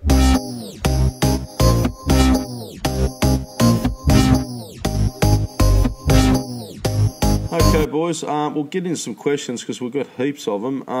So that RC fella, he says best and worst players from the opening 4 games. Fuck, I'll have to think about that. You got a couple, Tony? Oh, come to me. Cheers. Even if you can rattle one, we'll try and think of 4 between us. Lacazette's got to be one of my best, I suppose. But then, I just wouldn't put him there, and it's nothing against him. He was very, very good against Cardiff. Yeah, but that's the only time you mention it. Yeah. It's just the only time, you'd bring his name into it. As it's similar, I mean, you could use the same logic for Torreira. He was very good in his half hour against Cardiff. No, difficult. Monreal's been solid. Monreal's been Monreal. I wouldn't say he's been great. I wouldn't say he's been bad. I don't think there's any of either. I don't think there's a standout good or standout bad, to be honest. And I know I've got Schwinn syndrome here, but I agree with you though. It's very hard. I reckon my brain, like Granit, he played all right last week, but he's played like a busted ass. Ozil hasn't been great. I said like Hector, who I think's probably been one of our least convincing players, but then he's got 2 or 3 assists. Probably stupid amounts of key passes because the amount we're getting him in behind. And for me, that's one of our worst. As I said, I think everyone's probably just been in a sort of between a 5 and 7 out of 10, like just in that zone, or maybe 5 and 7.5 sort of thing. I don't think there's been standout at either side. As I said, like look at Cech. How do you deal with him? He's made multiple game-changing saves, but seems to fucking pass the ball to the other team more than he passes it to us. Yeah. For me, it's a really hard question to answer. It is. You got any, Schwinn? You want to add a player or 2? I mean, it's very hard, as you guys said. I think what we can talk about is best and worst performances instead of just going over players over the 4 games. I think Lacazette, as you said, has had a very good performance against Cardiff. I think someone who's been better than what we've imagined is Mustafi, because of course we haven't been fans of him. Yeah, Mustafi's been good. Yeah, but he's been decent. Again, we had our reservations about Socrates, but he's been decent. Not been at fault very overtly. So there are some players in there. Of course, Matteo Guendouzi deserves a shout here. He's been very, very good for what we expected from him from an unknown quantity. But yeah, it's again harsh to maybe call out players for being bad because it's only 4 games. The sample space is too small yet. So. Let's hold reservations on that just now. Okay, I'm trying to scroll down because him and Hack on last and having a good old yarn. Okay, MAA Gunner, instead of making makeshift wingers, why are we not utilising our players and play a narrow formation? Schwinn? I think the biggest problem we have at the moment is not having quality wingers, of course, as MAA Gunner says. But if you look around the league, if you look around Europe in particular, you don't have the top teams without wingers. You need good wingers to be able to stretch the pitch, and you need good wingers to be able to, use their pace and get in behind. And we just don't have that.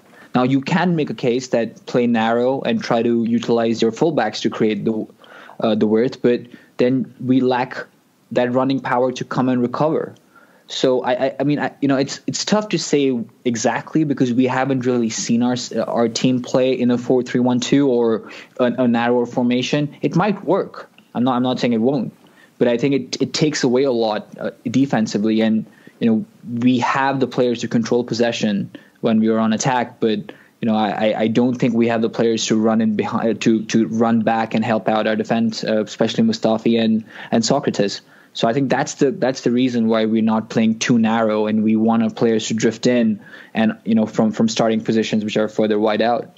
Yeah, Hakon, he said he made a comment under the question and said a 4-3-1-2, and then he put a you can have a look on our Twitter. It's sort of an offensive position in a 4-3-1-2. Did you see that, Tony? Yeah, I had a look. I would argue that we are playing very narrow and we're using fullbacks for width. It's very rare you're going to see, Ozil, who's played on the right twice, and Mkhitaryan's played on the right twice. It's very rare you're going to see them hugging the touchline. And then on the left, Mkhitaryan's played once, he's right-footed, so he's going to cut in. Iwobi's played twice, started, right-footed, going to cut in. Aubameyang started once, right-footed, going to cut in, and Iwobi only got half in one of the games he started, and he was replaced by Aubameyang, who obviously is right-footed and going to cut in. So I would argue we probably have been quite narrow, and we have, as I said, forget the positions you see on the team sheet or whatever before. I've not looked, so I could be talking absolute nonsense here, but I would imagine our average positions are very narrow. I know they were against City. Well, Hakon goes on, Tony, and he says, I listen to many podcasts, and the only one that has mentioned a 4-3-1-2 formation is you guys. Okay. He played it a lot at, a bit similar. He played 4-3-3 more at PSG, but he used a flat three midfield. And it's what I thought he would go with at the start of the season, the flat three. I said that as soon as he was appointed. I'm in a way a bit shocked he hasn't. Even when I saw the team sheet against Man City, I didn't think two up front because it was only Aubameyang, but I thought a flat three and we didn't use it. Ramsey played extraordinarily high that game. Look, there's strengths and weaknesses to every possible formation. It's something I would like to see. Others obviously haven't mentioned it because it's not because they haven't thought of it. It's probably because they think it'd be rubbish, and there's legitimate reasons why it might be rubbish. It's not some brainwave from me, although I claim it is if we start doing it and it works. He continues on. I asked about this on the last pod, but fuck off, Tez, you didn't read it. So everyone seems to be obsessed with the 4-2-3-1 and the 4-3-3. Yes, football goes in cycles. I mean, you look at late 90s and early 2000s, everything was 4-4-2. And in reality, if you look at our team from like the Invincibles or 2002, 2004, even the FA Cup winning side 2005, nowadays we saw that as 4-4-2. Everyone, we played 4-4-2. But if you look at that now, that if we played it exactly the same, it'd probably be considered a 4-2-3-1 because Bergkamp was essentially a 10 in any other language. Pires played very high up and pretty much refused to defend, was not very good at defending. Ljungberg played very high up but worked his bollocks off. So I think now, and then they had Gilberto and Vieira behind them. So I think nowadays, if you looked at that, how we played then, which was considered a flat 4-4-2, that's how everyone played that. But I don't know if it's just because there wasn't the analysis then that there is now. Because as I said, if you think back and think about where them players actually operated on the pitch, probably was. That's as much like a 4-2-3-1 as we have now, like in my head anyway. No, I agree with you there. But he goes on, if we can, and Schwinn, you can chime in here as well, mate. If we are going to play with our fullbacks so high, I think a 3-man midfield is the way to go. 1 defensive to cover our fullbacks and 2 more dynamic. We will also be able to fit in our best players. I don't disagree, but is Ramsey going to play deeper? Against Cardiff he did, but is that restricted role something that Emery sees Ramsey occupying? Look, I've said for a long time that formations are redundant, and I think Tony just made this point very eloquently that the role is what matters. How you devise different duties for your team, for different players, is what matters. It doesn't matter how you line up, because football is so fluid. Things change, every second, with every touch of the ball, with every pass of the ball. So I'm not, I'm not too obsessed over how we line up, because it changes as soon as the ball gets kicked and the ref blows the whistle. I'm more concerned about the dynamics, as Hakan Larsson just mentioned, that who is covering when one goes. If you have Hector Bellerin running forward, then who is in that right defensive midfield position, assuming we play on the 4-2-3-1, who drops back? Is Guendouzi going to do it? I don't think he does. I don't think he has the discipline to notice that just yet and occupy that position. Granit Xhaka might fall back if Nacho Monreal is bombing forward, but does he have the recovery pace to take a man on who's rushing at the ball at him? I'm not quite convinced with that either. I do think Torreira will be the answer for a lot of these issues, but Torreira can only be in one position at a time. He's not going to be able to cover for both fullbacks, and I think that's where where the fullbacks have to notice that if one is going, then the other stays back, and we form a 3-defender line almost, with 1 or 2 defensive midfielders sitting in front of them, maybe a Torreira, and then Granit Xhaka further forward. A lot of these pegs are going to fit in once Emery has his team laid out. And the amount of rotation we've seen so far is difficult for us to make a judgment on that, in my opinion. I think he's almost found his perfect team last game against Cardiff, but it'll be Torreira instead of Guendouzi. I think that'll be pretty much his team going forward. I'll be fucking. This could backfire though. It could completely change next game. But that's what I think was almost our perfect team. But then Guendouzi, he's a good shout too. So I don't know. But I mean, that's the best team on paper, isn't it? Because that's again, on paper. Yeah. Yeah, because I mean, if you look at the performance, then we just nicked it, right? Because Cardiff could have come in and got an equalizer later on, and then what are the chances that Lacazette is going to be able to squeeze in those shots week in, week out? You don't want to bet on those chances being the ones that save us, right? So, yes, the result was, it was something that flatters us, but is it something we could rely on all the time? Maybe not. And that's where the problem comes in. I can see why you're saying that this might be our lineup with Torreira in for Guendouzi, but I mean, I'm not quite convinced as to how things are going to pan out just yet. No, it's going to be interesting. Anyway, Hakan Larsson, you told me to fuck off, so how do we hit the block button here, boys? You won't block him. He's the only name you can say correctly. Love you, Hakan. Okay, Brads, the original Brads, or at original Brads. Do you think Xhaka and Rambo partnership had worked that Rambo wouldn't be playing in Ozil's preferred position of RN, Tony?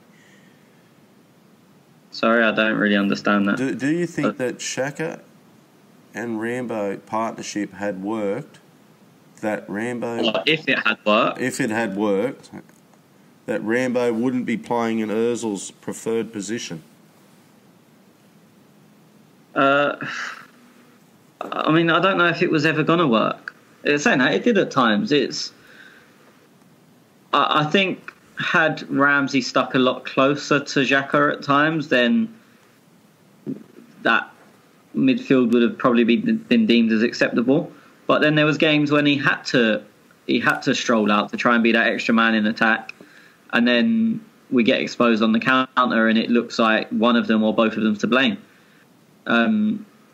Look, we've said it a million times. Granit needs someone to do his running for him. Ramsey's more than capable of doing that. The issue is that Ramsey emptied the midfield and was too far away. We had some brilliant times with them two in the middle. I mean, winning the FA Cup in both the semis and finals, they were both very good. I mean, Ramsey was at fault for the City goal in the semi, but he still had a very good game, and he was excellent in the final, and so was Granit. It's capable of working, but I think it's probably only capable of working when a team is better than us, and we've got to accept we're not really going to have much of the ball, and Ramsey doesn't bomb on as much. But as I've said it on here before, if you stop Ramsey bombing on, you take away a huge part of what is good about Aaron Ramsey. So I think it's a short-term solution playing them two together, and it can work in certain games. But as I've said before, all of our partnerships I think are good for certain games, but not every game.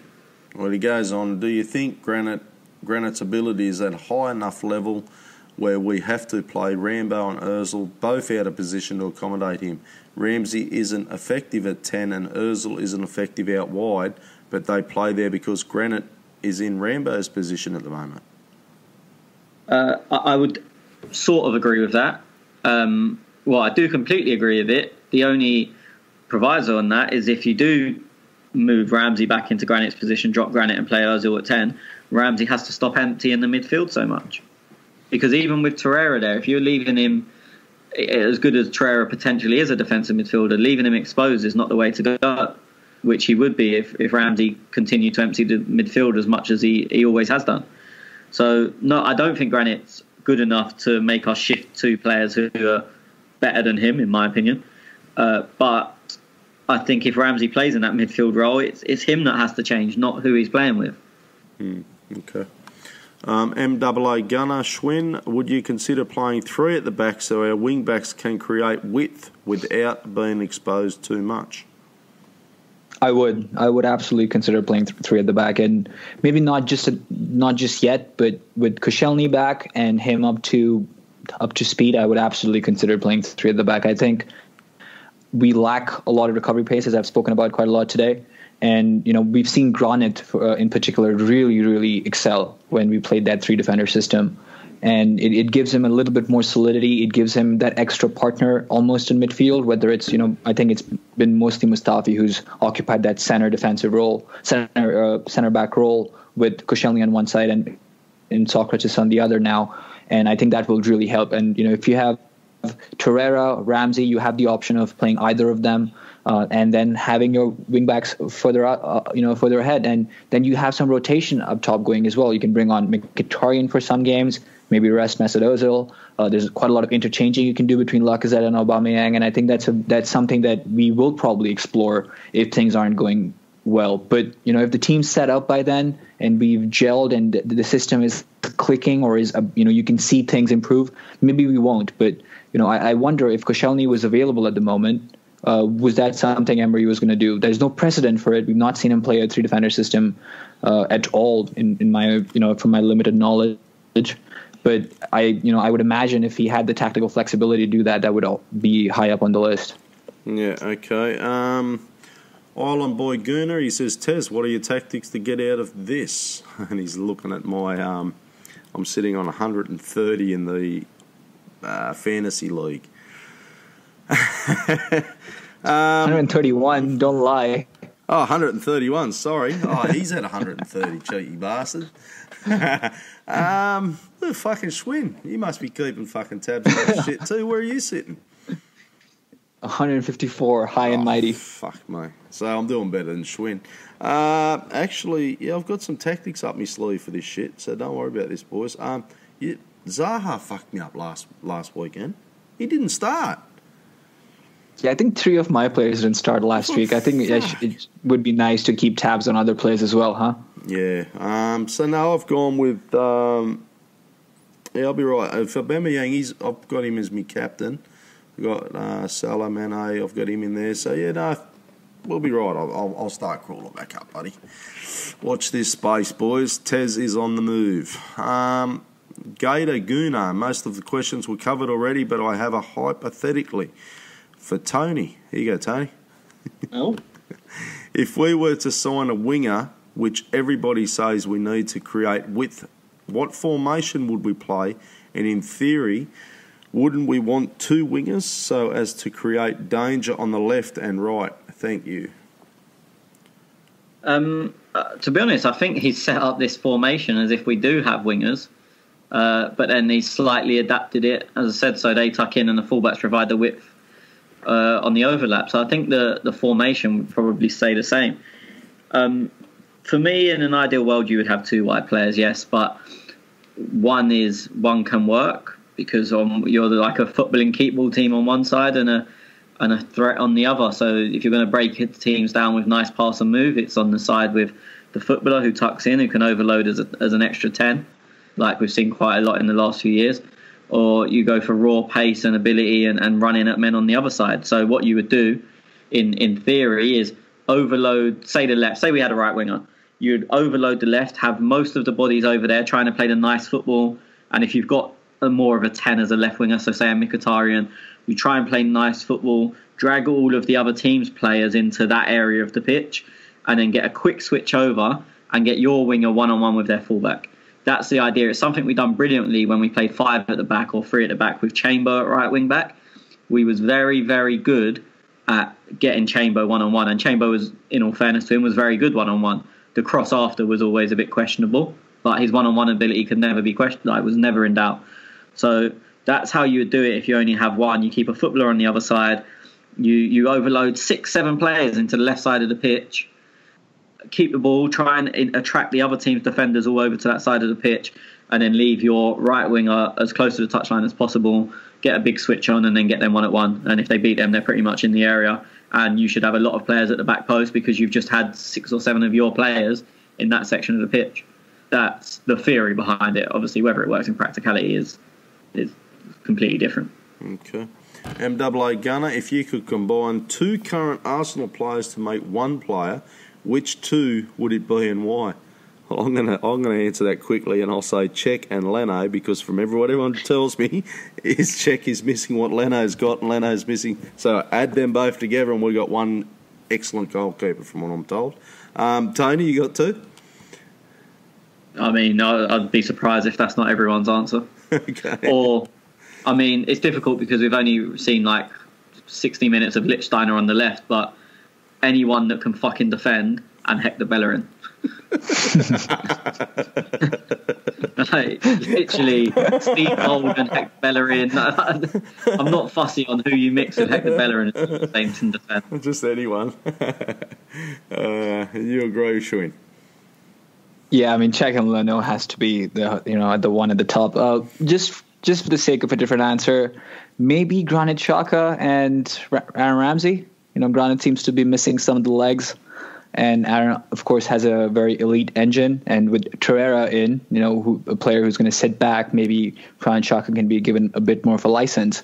So with that in mind, he could really benefit with having that elite engine in him as well. I thought you were going to say Granit and Ozil. Fuck, imagine that.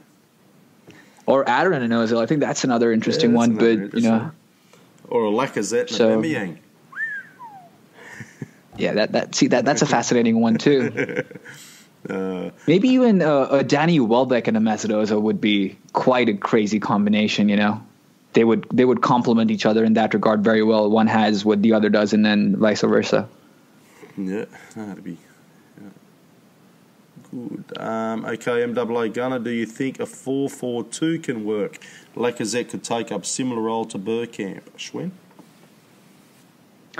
I don't think we have the players on the left and right of midfield to be able to do that. That's obviously been a big concern for us in the system we've played so far, and we don't have the work rate. Well, I don't want to say work rate because our players work hard, but we don't have the recovery on the left and the right to be able to help our fullbacks with that, especially the way they bomb forward. So, I mean, obviously I can't say with 100% certainty, but in my opinion, it won't work.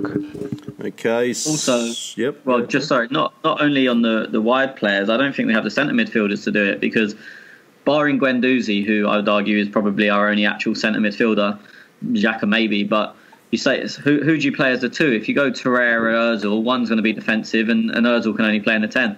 You take him out and you do Ramsey. Do you know what I mean? You're going to have to rest or drop so many players to accommodate that too. The Egyptian gets a run. Well, I mean, in terms of actual centre midfielders, the 2 that probably fit the bill the best are probably El Neni and Guendouzi. But I mean, so would you then drop in Ramsey, Ozil, Xhaka? Nah, it wouldn't work. You couldn't. Do it. I said everyone always goes on about the wides because we don't have wingers, and it's right. But I always think whenever anyone suggests a two in midfield, I'm just thinking, who are your two? You couldn't do it. No, wouldn't No, work. I don't think, and not with the players we've got. No, not at all. Sultan, do we have anyone in the squad that can progress the ball into the final third as effective as the legend Granit Xhaka playing as DM? Tony? Does he stay legend? No, he definitely doesn't. He might have. This is the only question I read because a notification kept popping up on my phone. I don't know if he asked it a load of times or my phone's being stupid.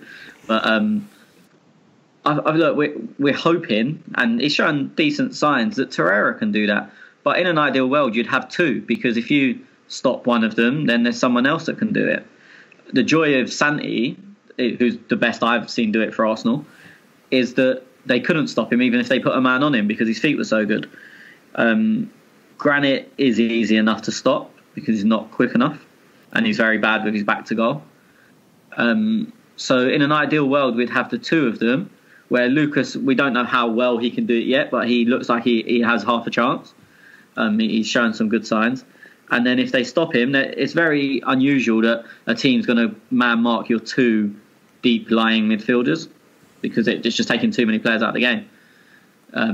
So in an ideal world, as I said, it looks like Torreira can do it, but we wait and see. But in an ideal world, you play two of them, and it's much harder to stop. I've seen some. What was the question? Because I've seen some good passes from Guendouzi. He was doing some good through balls, wasn't he, Guendouzi? I mean, he played he played one just absolutely crazy through ball to Bellerin at Chelsea. I think it was when Aubameyang missed the open goal. Yeah. But in general, he's not a progressive passer. As I said last week, he takes the ball under pressure, and he'll take the pressure on him to relieve the pressure off another player. So if two men are around him and then he gets the ball out, that means someone else somewhere is free. But I wouldn't say he's a progressive passer. Okay, Hakon Larsson, sort of defensive position. So he's put up a 4-3-1-2, and he's put up a picture of that, so you can look in that in the photos. Do you want me to go through it? Did you guys see it or not? I mean, I did. Our audience haven't. No. So have a look at it in the questions thread. Anyway, it's he's done a little team in the lineup 11 at 4-3-1-2 as a defensive position. So, Hakon Larsson, what will happen first of the following? Hell freezes over, or we fix our defensive stability? I'll go with hell freezes over. Yeah. Isn't it important to sort out our best 11 and bed Torreira now before fixtures become harder? We should have sorted out our best 11. We play against next top 6 sides, and what 11 have a few games together. I see what he's saying. It's Hakon Larsson. Schwinn, you got any there? I mean, I've spoken about formations and how fluid they should be, so I'll pass on this and I'll let Tony take it. I mean, I'm not looking at the question from formation. I'm looking at it from a personnel point of view. And yeah, in an ideal world, you'd be able to play your first team, your best 11 from day one and consistently play them together. Unfortunately, we don't live in an ideal world. So, I mean, the premise of the question for me is obvious. Wouldn't you play your best 11 together all the time? Of course you would. But, I mean, Torreira had, 7 days pre-season. He's coming to a new country, new league, new language. We don't have... Do we have any other South Americans? Not off the top of my head. Obviously, Oscar's gone. So we don't even have anyone that's can put their arm around. I mean, we've seen quite clearly with Guendouzi, all of the French boys put their arm around him and have taken him under their wing. We probably didn't have that with Torreira. So, yeah, I mean, as I said, in an ideal world, yeah, we would know everything and our best 11 would be playing together all the time. And by the time we do get to play the bigger teams, they would all be used to each other. But it's not an ideal world. And as I said last week, Addy obviously mentioned an injury to Torreira yesterday, which I don't know anything about. I don't know how bad it is or didn't even know it happened, to be honest. But I would imagine him from now on, except unless there's a late flight back from international duty for the Newcastle game, which for me is a bit 50-50. Beyond that, I think he will start every game from now. As I said, and I said it last week, Newcastle's probably a bit 50-50. But that also depends on his injury, which, as I said, I don't know anything about. And with all due respect, does Uruguay? Just quickly, Tez. Yeah, sure. Does Uruguay play just the one game this international break? I have no idea. I'm just looking it up right now, and I don't see any fixtures for them over the next couple of weeks. I think their next one is in the next international break. So hopefully he gets back, and if, as Tony said, if he's fit, then he might be available and might get that starting spot. Yeah, no idea. I was just looking at because he said we should have sorted out our best 11 before we play against the next top 6. Now it's very hard. We got 2 of the top teams straight off the bat, so it was always going to be hard. I was just looking at our next couple of fixtures, though. Obviously, we've got Newcastle coming up, a Europa League game, Everton, then we've got that EFL Cup thing. Now, Watford, boys, I've got it here 30th of December, which will probably be Saturday for you, Tony, on the 29th. That's going to be a very tough game against Watford. They are sitting in 3rd or 4th at the moment, aren't they? Yeah, they're one of the only 3 teams with a perfect record. But you never know. Football works in strange cycles. Like you can play a team at one point in the year and it'd be very difficult, or there's good and bad times to play teams. That's essentially about a month away, I think, the Watford game. Yep. Well, the end of December. So, and then our next. It's not the end of December. Yeah, 30th September. Yeah, you said December. Oh, sorry, no, September. Yeah, so there's three or 4 games before then, and everything could be all change. We're also at home. They've also, I think, I might be wrong, but I'm pretty sure when I watched their last game, they said they've played 3 games at home and only 1 away. I think they're one of the only teams to do that. And who is it? They beat Burnley away, who have not got a win yet. They've only got a point. They got a 0-0 draw away to someone. So it could be that they're strong at home and the away fixture went in their favour because they played a very bad team, or a bad team on the day, who had just played a Europa League game 2 days before. So I don't think you can read too much into what Watford are doing. I wouldn't look at that now and go, oh, huge game. No, I'm just looking forward, of what we've got, because I actually just was looking at who the next big top team is, and it looks like Liverpool and the start of November. So, but you look at the Premier League and Everton. It's not an easy game. Watford's not an easy game. Fulham. So we're away to Fulham. I don't know. But there's no easy game. No, there's no easy games anyway. Nah, it's not like it used to be. No, I mean, look, you look at paper and you look through down the table, and you'd probably say Cardiff at home is one of the easier ones. You know what I mean? Who else? Huddersfield at home, maybe. But you struggle to Wanderers in middle of November, like we're at home to them, but they could be clicking and fucking on fire by then. Like, who knows? Yeah, there's very few that are cast iron before the start of the game. You go 1,000,000% this team's for us. There probably is for City, but for us, there's very few where you go like before the game. Yeah, definitely that's it. And I'd say, as I said off the top of my head, at this moment in time, but it all depends on the confidence and how teams are playing and whatnot. But at this moment in time, you'd probably go Huddersfield and Cardiff at home are probably the only 2. Mm-hmm. Okay, that RC fella, I hate the interval, especially when there's the F1 to watch. What hobbies are helping you lads pass the time? So he hates the international break. There's also no F1 on at the moment. So what are you boys up to? Well, I mean, no F1 is not a bad thing. Settle up. Unless you needed a really good nap and you put the F1 on. Well, let's since we brought up the F1, let's have a talk about Daniel Ricciardo for a minute, and we'll talk about. Bored. Hater. Tony's a real Formula One hater. Oh, the amount of pictures of cars and shit I saw in that WhatsApp chat, I thought you'd be into the F1s. Couldn't care less. So what have you been up to? To be honest, I've watched not too much, bit of work. Watched quite a bit of boxing. I'm a huge boxing fan, but beyond that, I'm not gonna lie. TV and everything has been boring without football, and I'm not a huge international football fan. So I've just been bored really, but not as bored as I would had F1 been on. Schwinn? I've been doing a bit of things here and there. I was at the racetrack earlier today and just trying to see how I can beat my own lap times.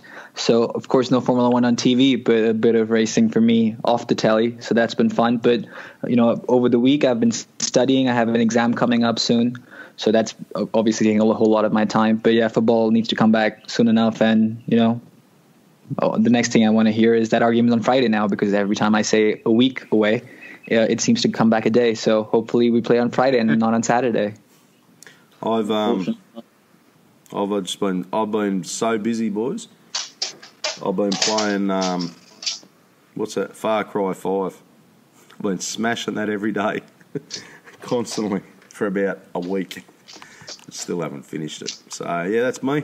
I've been jumping on dirt bike, going for a lap as well. But yeah, other than that, yeah, keeping busy.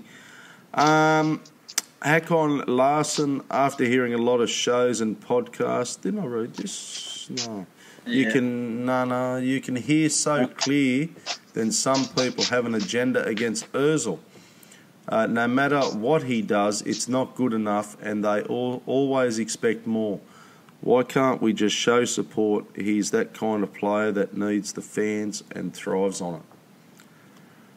I can go with biased Schwinn, or Tony probably be the same. Go on, Schwinn. I mean, it's 4 games into the season. Of course, I don't know what podcast he's referring to, but I can see why, people might be out there to criticize Ozil, and I think a lot of it would be fair. I think the second part of the question is much more pertinent to the discussion, and that is why can't we just show support? And I think what we can look at is the Legends game that happened yesterday.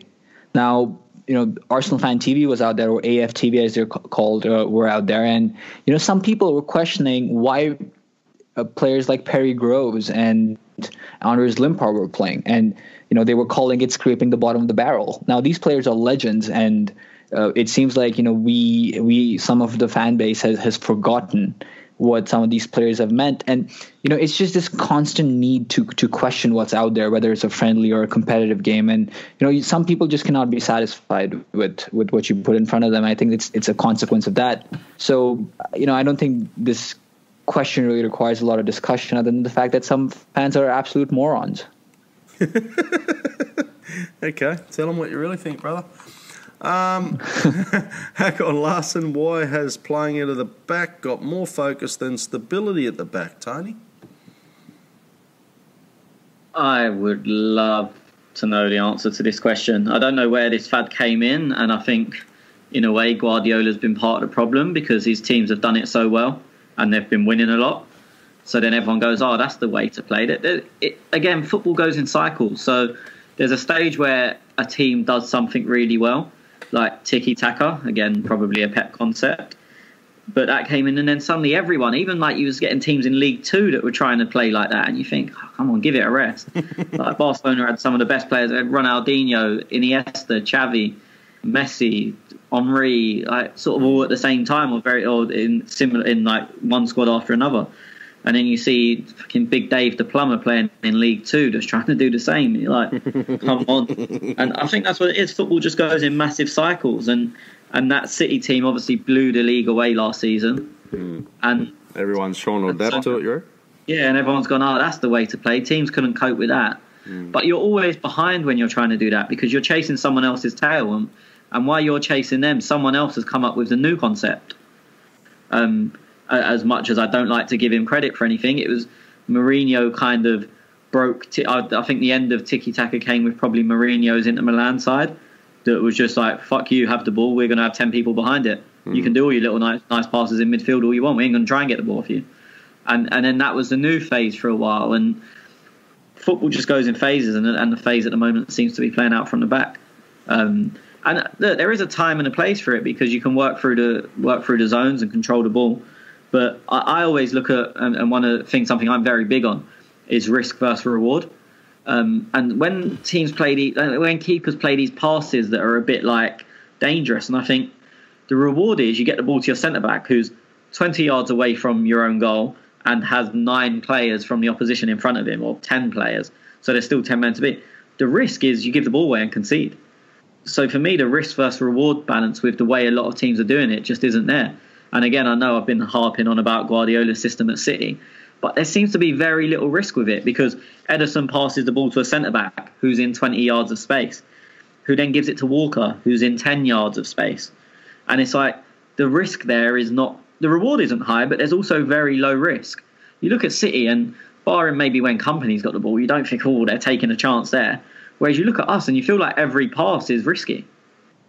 So I think that's another thing, that if teams do want to play out from the back, they have to get this risk versus reward balance right. And not only us, I think probably 99% of teams don't have that balance correct. Okay. Cosman Buta, we've seen LT having an immediate impact when subbed on with his recoveries, but mostly with his passing speed, which was notched above the players. Do you think there is any chance that by starting him regularly, he will get in time as slow in the build-up as others, Schwinn?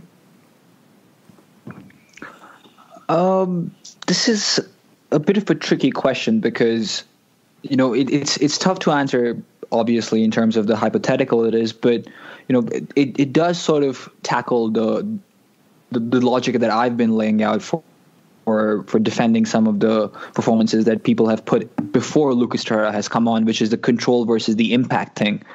Now, I would imagine that if Lucas Torreira starts, he's not going to have that zip with every pass. He's going to consider his options a bit more carefully. Every game starts at 0-0, and you may not have that much impetus on you in the first 10 minutes as you would have chasing a game later on, or when you're going for a winner in the 70th to the 80th minute. So it's tough to say definitively, but I bet if he's starting the game that he's going to be a bit more cautious. It could be because of the tactics. It could be because of the role he's been given and the directions he's been given by the manager. But no way does he come on and start zipping passes all the way around with that same impetus as we've seen in the last 10-15 minutes of different games. Yeah, I mean, I look at this a bit differently in that we know Xhaka passes the ball forward and quickly and is progressive, and Torreira's done the same in the games he's come on when he's been alongside Xhaka. And it goes back to what I was saying earlier. It's quite easy to stop one person. It's very difficult to stop two. And when Torreira came on in place of Xhaka against Chelsea, maybe it was a system that it's a bigger team. It's a harder place to play, Stamford Bridge, and there's a lot against him. But there was no progressive passing from him in that game. And it's because he was the sole focus on it. So I think Torreira can still do it, and I don't think it will slow down, to be honest. I don't really agree with Schwinn that if he's playing 90 minutes, he won't move the ball as quickly. I just think if he's the sole focus of it, then teams will try and stop him doing that, which naturally slows you down. If you've got a guy standing in front of you, 5 yards in front of you, you can't zip the ball forward at pace because there's a guy standing in front of you. Whereas if him and Xhaka are sharing the workload, it's a lot easier to do. And as I said, I think the one example where Torreira was on his own, and it may be a complete coincidence, but he definitely didn't show any progressive passing. And that showed in the way we attacked in the second half of that game. Yeah, okay. Vish Shas, watching Arsenal has given me liver damage because the amount of tequila he's drowned by sorrows in the past season has taken a toll on my body. Hence, fuck mate, don't drink rum, brother. Stick to the tequila. I can't drink anymore, so the question is, should blaze through a bong or light up a joint to calm the nerves when Arsenal play? Actually, have a rum. I'm not fucking... I can't endorse... just stay away from that. Righto, let's move. Vish would prepare... Wait, why is this an either-or question? Why is it not both? Obviously do as much as intoxication as you're permitted to in your country, right? Is that zero? Or zero permission? No, I mean, I think in a way what saved my life is the most ridiculous rule in football, which is that you can't drink alcohol in view of a football pitch. which is fucking ridiculous. But it means that I have to get through Arsenal without alcohol. And had I been allowed to have alcohol, there would have been copious amounts of it. So that's the saviour for me. I also am hearing good things about heroin. It makes you completely forget. Completely forget what you're watching.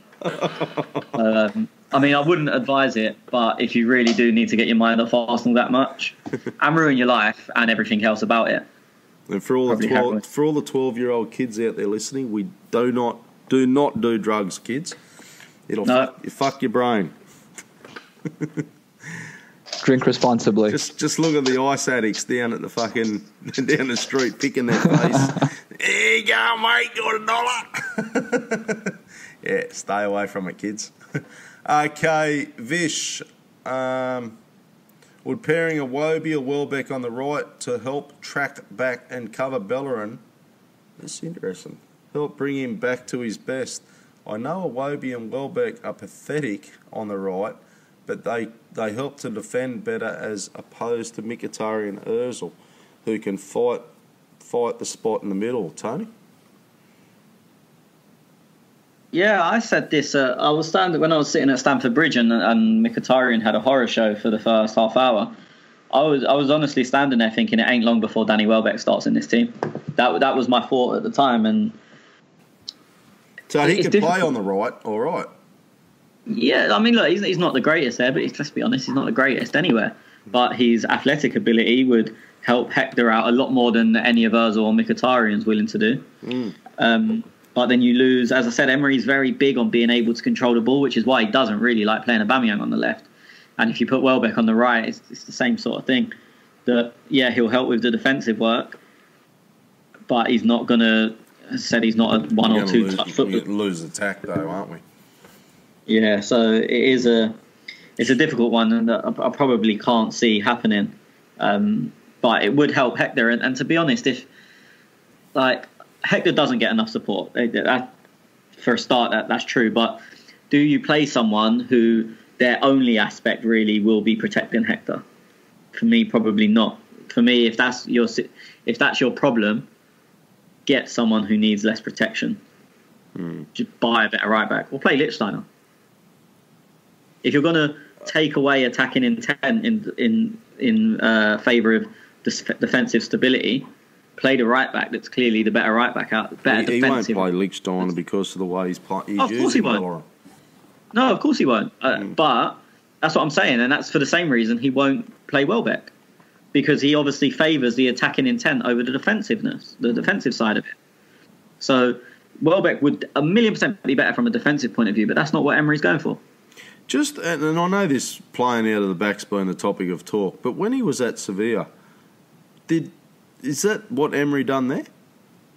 My knowledge of him at Sevilla is next to nothing, barring Europa League finals. So, yeah. I know, obviously, there was a big thing about us potentially trying to sign Banega in the summer because of what he done for him at Sevilla, and he is like a deep line playmaker. Yeah. So that would maybe suggest yes. But I can't say I'm basing that on watching them a load. Did you watch much of them, Schwinn? I mean, not a whole lot. I did catch the La Liga games every now and then where they played. I have also seen a bit of Valencia under him.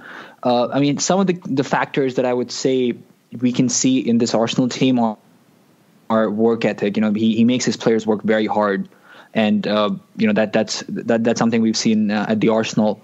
Yeah, I get all that. But did he play like a high line and out of the back, or like he does? I think he was a bit more adaptive, but I would say yes. In a nutshell, yes. The template is very much similar. Yeah, right. Okay, so he's not willing to change, you don't think, then? Again, my sample space of his games at Sevilla is not big enough for me to definitely give you whether he's adaptable, but. I would imagine if you're playing a Barcelona back in the day when he was at Sevilla and Pep was at Barcelona, then you don't have a whole lot of the ball. So how did he play those games? It was probably different than playing in Alaves, for example. So with the ball, he was the quick movement, the pass and move sort of guy. but I don't remember seeing too many games where they didn't have the lion's share of the possession, other than when they played Barcelona, when no one had the lion's share of the possession. So it's tough for me to comment on that. If we have any Spanish listeners out there, let us know at @clockout_talk. Preferably English, please. Is Xhaka and Torreira, this is always Arsenal, midfield the key to shielding our defensive line, Schwinn? In the short term, I would imagine so, because I don't see Emery going for a flat three in midfield or any sort of three in midfield. And if he does, then it's going to be Aaron Ramsey, who of course is going to be a bit more adventurous with his running. So those are the two players, of course, that I would imagine Emery resorts to shield our defensive line. It could change if we go to a back three at some point, but the odds of that happening are very low in my mind. Did he forget, like, when the transfer window was open, do you think Carl Jenkinson, do you think he was hiding in the back corner and nobody can see me type thing? Because is he gonna play? Is he gonna start? Is he gonna do anything? I've got a bit of exclusive inside info here. Okay. Old Jenkinson is really Gunnosaurus. You're taking the piss, aren't you? No, he always has been, hasn't he? That's why we signed him. We needed a new Gunnosaurus. You Gunnosaurus. Have you ever seen him at the same place at the same time?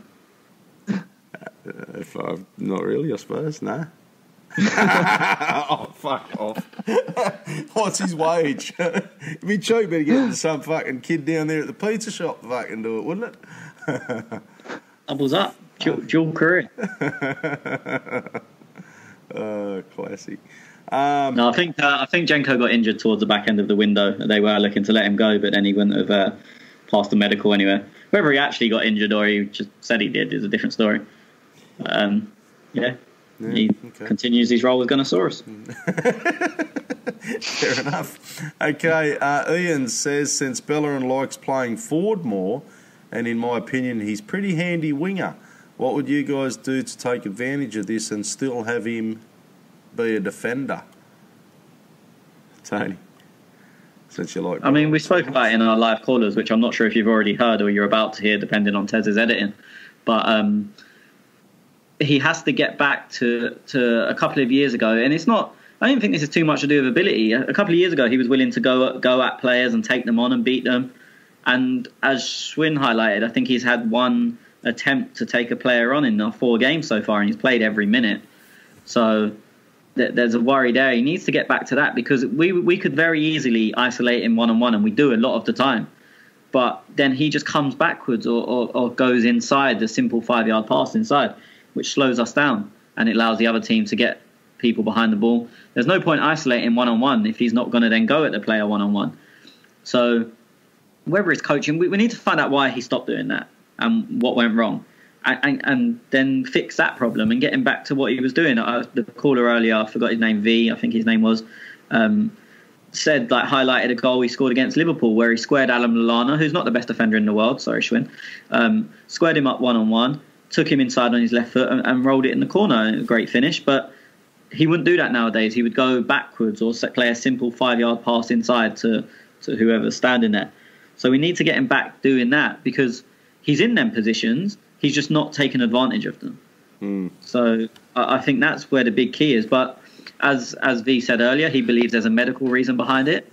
If that's the case, then he's never going to get back to that, and he'll probably never improve. So we need to find out the key reason behind why he stopped doing that and get him back there. Okay, Eric. Eric. I think I'll go with that. What's your thoughts on a diamond midfield with 2 up top? Seems like the best system to suit our current squad. Whichever one of you, Schwinn, you've done a fair few formations. Tony, you want to have a stab at that? I mean, as it's very similar to when we were talking about 4-4-2. It would be exactly the same as 4-4-2 because we don't have any centre midfielders. So I'd imagine it'd be the 2 up front. We still have no wide men, so they'd be really narrow. It'd be a narrow diamond, and I'd guess, I don't know, maybe Ozil and Torreira. But I said you're still leaving out Xhaka, Ramsey. It'd be very hard to progress between defence and midfield because there's only one man there in Xhaka, and you stop him and you stop everything. for me, it doesn't work. I said the more bodies in the midfield, the better. I never used to understand, and I'm not being hypocritical, but all my mates that play, and before I used to go to games, all the people that went always used to say, if you win the midfield battle, you win the game. And I didn't really get it. When I started going week in, week out, and actually watching the football properly, rather than just like going mad at everything that was happening, which you do when you rarely go, you're just so excited to be there. But when I started being there every week, I really understood that if you're dominating the game in midfield, it's very rare you're going to lose a game. And that's why formations have changed from 4-4-2 to now most teams get as many bodies in the middle as they can. The fullbacks, look at, again, I hate fucking keep bringing up Pep, but his fullbacks at times are fucking centre midfielders. I mean, Kimmich, when he was at Bayern Munich, was converted from a centre midfielder to a right back, and he used to step into midfield. The same with Philipp Lahm. The more bodies, the more control you can get in the middle of the pitch, the more likely you are to win. So I think taking bodies away is a very bad move. And you even saw even in the World Cup, when France were trying to gain more control of games, they took out Dembele and brought in Matuidi because he is more in the middle of the pitch. I think for me, it's such a vital area of the pitch, and to have as many people in there as possible is probably the way to go. You bring up City and Pep. Do you ever remember Walker being so fast? He's always been fast. Yeah, but I didn't think he was that fucking quick. Like, I watched the game the other week they played someone, and I thought, holy fuck, where was that? I just didn't click he was that quick. Like, I knew he was quick, but I was like, shit, didn't think he was that quick. Yeah, no, he's very fast. Okay, defense. Do you reckon he's the quickest player in the Premier League? Oh, geez, he'd have to be. Do you guys reckon he's the quickest player in the Premier League? I've still never seen, and people may disagree with this, I've still never seen anyone move as quickly as Walcott. No, he's quick. You see people give him 10 yards head start and think, oh, I'm all right here, and then they're not all right. Like, I remember it so clearly. It's a story I tell quite a lot. Before we played Barcelona the first time when we drew 2-2 at home, not the 2-1 win, and I think it was Abidal, I might be wrong, but they went, oh yeah, it's easy to be quick, but can he do it with the ball? And if you drop and give him 10 yards, what's he really going to do about it? And Walcott came on as a sub and he scored, and I think he won the penalty. Fabregas scored. I may be wrong, but he definitely scored. And you just saw sort of Abidal's heart break as he thought, I've given him enough start, and now suddenly he's 10 yards ahead of me. And it's like a freeze frame if you could just see Abidal thinking, fuck. There's nothing you can do about it. I've never seen anyone take that amount of distance out of defenders. No, he's. I think it was. He's fucking quick. Like, I'm trying to think. There was one. He just. I think the other player. He must have had a mile head start on him. He wrapped him round and went round and scored. It might have been against Newcastle. I don't know. I mean, look, there's a lot of quick players. There's obviously players that are a lot better moving with the ball. I don't think I've ever seen anyone move as quick with a ball as Gareth Bale. Like I'm talking about live, but just for pure pace, as I said, and Walker is very quick, but the way Walcott eats up ground on people, I've never seen anything like it. Walcott. Yeah. Actually, Walcott, he's pretty quick too. Okay, so defence, he's got a couple of questions here, like just a bit of a thread here, Schwinn. Czech, Leno, Bellerin, Mustafi, Socrates, Monreal, Torreira, Ramsey, Mickey, Ozil, Aubameyang, Iwobi, Lacazette. He wants a 4-2-3-1. We get our best players on the pitch. Don't have Ozil, Ramsey played out of position. Thoughts? Also, that tweet was in consideration of some very harsh reaction on Ozil, Ramsey. I see many fans buying for blood, include a podcast I admire. I hope it wasn't us. Well, I'll throw this question right back to you, Tez, because I've got to keep going. Okay. There's more. Okay. I've got three tweets here. Look. Okay. I think it's unfair to preclude they won't fit Emery's tactics. Aubameyang, Lacazette, why they have to be played. Aubameyang left mid, especially with Monreal deep in defensive form, is a concern. Also, he may not impact the game from there, depending on the opposition. Emery has to play them in front two, but I know that won't happen. Your thoughts? And lastly, I wouldn't mind giving Lichtsteiner a start ahead of Bellerin. How about that, guys? Okay, so what were you going to throw up, mate? I forgot now. I'm going to throw the first part at you where he lays out a 4-2-3-1. Look, just quickly on that, I mean, I don't think there's any debate on Aubameyang versus Iwobi. Even if one has to be played on the left, I think 9 times out of 10, you got to play Aubameyang instead of Iwobi.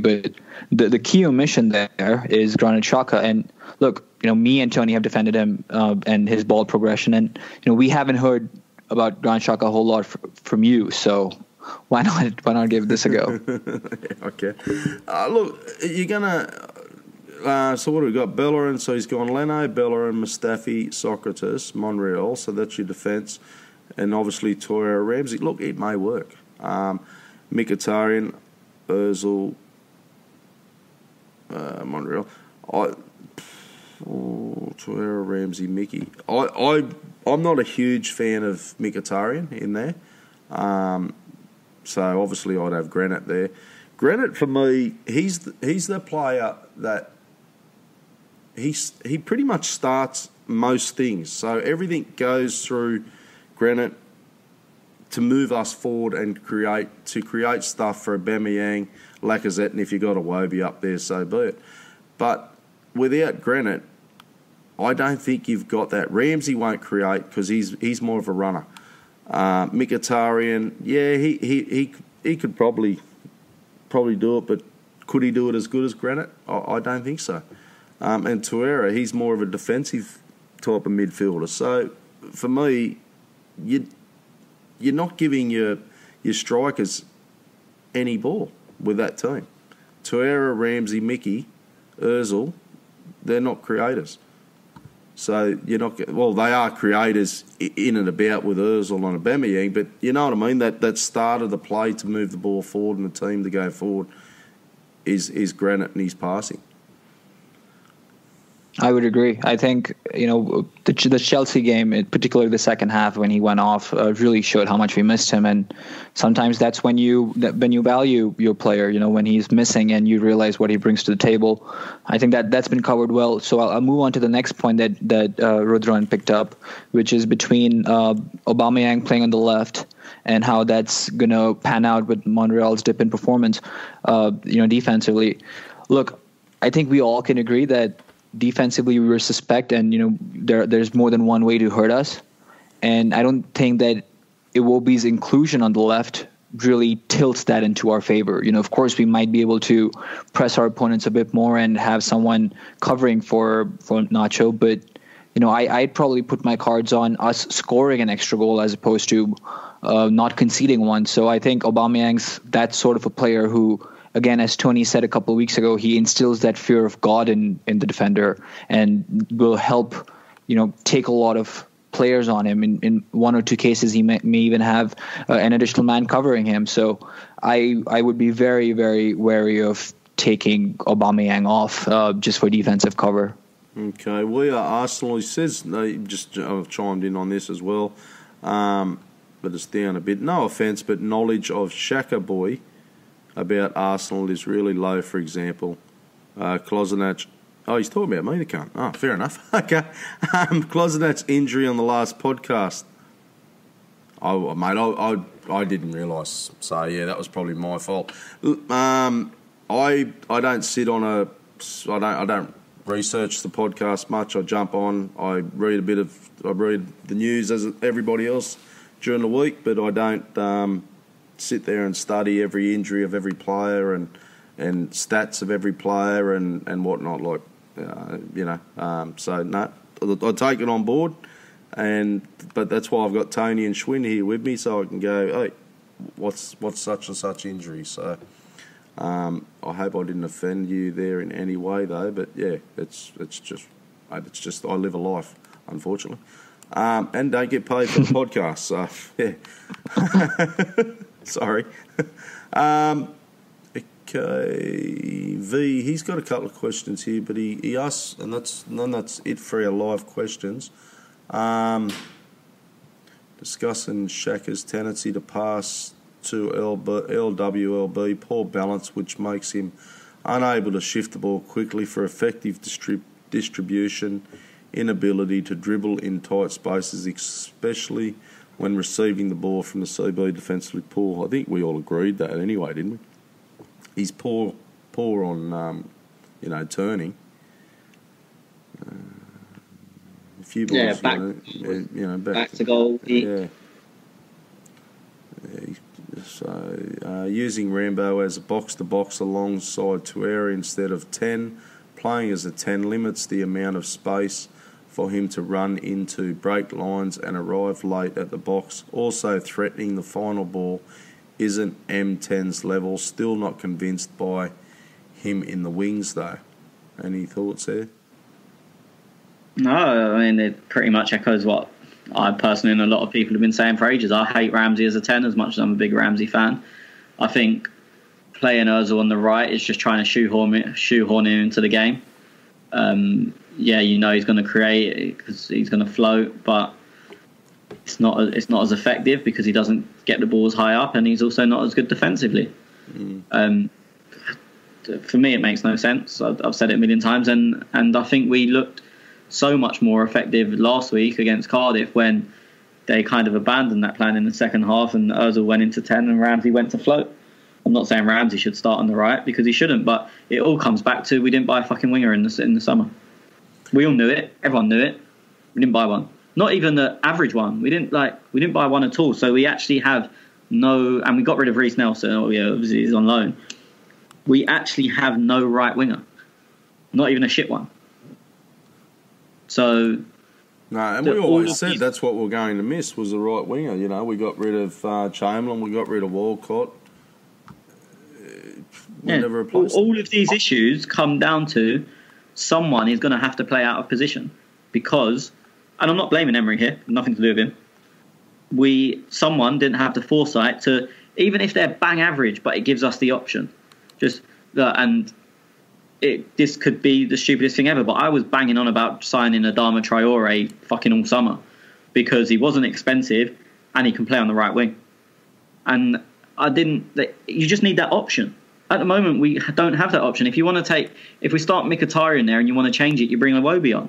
Or you start Ozil there and you want to change it, you bring Mkhitaryan on. But they're all the same. There's not a winger in there. And that's, for me, as I said, it didn't have to be top class. I know everyone was going on about Dembele, and look, of course we all would have wanted him. But for me, to not give us that option, and even in Reece getting rid of, who's not ready yet, but getting rid of our only option, for me, is ridiculous. Yeah, that was. So that's where all of these problems. I don't want to harp on about a transfer window because it is what it is. But all of these problems we're discussing, we spend so much time discussing after every single game, is because someone, whoever it is, whether it's Sven, whether it's Raul, whether it's Emery, who I don't think it is, whether it's Gazidis, who again I don't think it is, but because one of them didn't go, you know what, we're really unbalanced. So, and it affects us every single week. But the other thing you don't realise is, and I know you don't rate him, look, none of us really do rate him, but he was a right winger and we sold him, was Campbell. So there's, But as I said, another one, I mean, the difference is with Joel Campbell, he was left-footed, so he would have had to come in. So it kind of narrows you down anyway. I'm speaking about a right winger to keep the width. But still, I still maintain even a shit option is an option. That's what I mean. We've got no option at the moment. And as I said, I don't think Joel was the answer because of him being left-footed. But he could have played there. Yeah, he would have been better than no option. If you've got to change a game for 20 minutes to go because the team you're playing against are thinking, fuck this, we'll just defend narrowly, let them go out wide because they've got no winger and no one's going to get there, then it's another option. As I said, I don't think Joel's the answer, but we don't have an option at all. We've got none. We've got, like I said, Walcott, Chamberlain. Just they never replaced them. And we said it all last season. We've never replaced them. Everyone has. It's not. I don't want us to. As much as I enjoy taking credit for being a fucking genius, I don't want to say it's every Arsenal fan has been saying it since at least January when Theo went. But because Theo wasn't really getting a game before that, probably August when Chambo went. And the whole time we've been saying we've got no one that can play on the right. We've got no one that can play on the right. We've got no one that can play on the right. And it's not something that, we're just being petty about it. Every single week we end up back on this topic. Ozil's playing there. He's not really made for the role. Ramsey's playing there. He can't really play on the right. Mkhitaryan's playing there. He's not really a winger. Iwobi's playing there, but he's much better on the left. Welbeck's playing there, but he's not really a winger, but he's good physically. Do you know what I mean? Every single game we have a problem with this position, and we've had 2 transfer windows now, January and this, where we've not, as I said, it doesn't have to be someone class. This is what's annoying about it. We just need an option. But during this podcast, we talk about formations and 4-4-2 and whatnot, and we talked about midfielders, and we let Jack Wilshere go on a free. Yeah, I mean, look, as much as I'm a huge Jack fan, there's options there. Like, do you know what I mean? Whether they're as good as him, that's for someone else to decide. But we're not short in that position. So we've not lacked this season because we haven't had a Jack, because we've had a Guendouzi, we've got Torreira, we've got Xhaka, we've got Ramsey, blah, blah, blah. There's El Neni, there's a Maitland-Niles who would have been given minutes or will be given minutes at some point. We actually have bodies there. On the right, we don't have a name. If I said to you, who's our best right winger, I ain't got a fucking clue what you'd say. You haven't got one. No.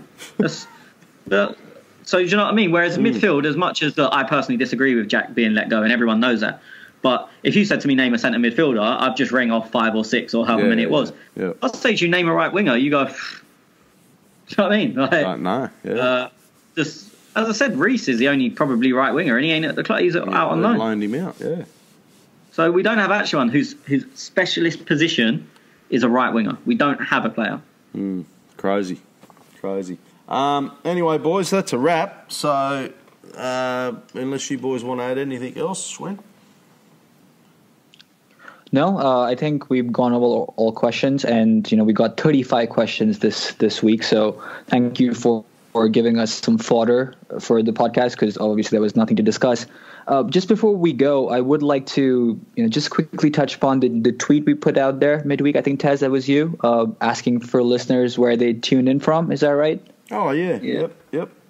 Yeah, so it was great to hear, that we had pretty much all 6 continents, other than Antarctica, of course, covered in there. So it's just so gratifying to, hear that everyone's been tuning in, and I don't know why they do, and I don't know why they enjoy this podcast, but it's good to know that we're not just talking into a void, and there's people actually listening. So just wanted to say thank you, especially since it was a slow week and there was nothing really going on. So thank you for your questions, as always, and thank you for tuning in and for all the support. Yeah, mate, it was great to see so many, different countries, wasn't it? Like, obviously, United UK is probably our main listeners, but followed by United States, Australia. I've just got the stats up in front of me, actually. So Sweden, Canada, Norway, India, Ireland, South Africa, Netherlands, the top 10. Unreal, unbelievable. So no, thank you. It's good. Excellent. Okay, that's it, boys. We've done predictions for Newcastle. Tony said 10-0. Schwinn can't remember what he said, and I think I've gone 2-1. I've gone 2-1. I'll go 2-1. I went 2-1. I think 2-1. All right. So great minds think alike. Got to be 2-1 then. Great minds think alike, eh? So do shit ones. Righto, boys. It's been a pleasure, and thank you everybody for listening. Thank you for downloading. You can follow us at @clockand_talk. You can find the podcast on every good podcast app. You can find us on YouTube, Spotify. We're everywhere. So, and if we aren't any on your podcast app, let us know and I'll get it on there. So, okay, thanks guys. See yous. Cheers.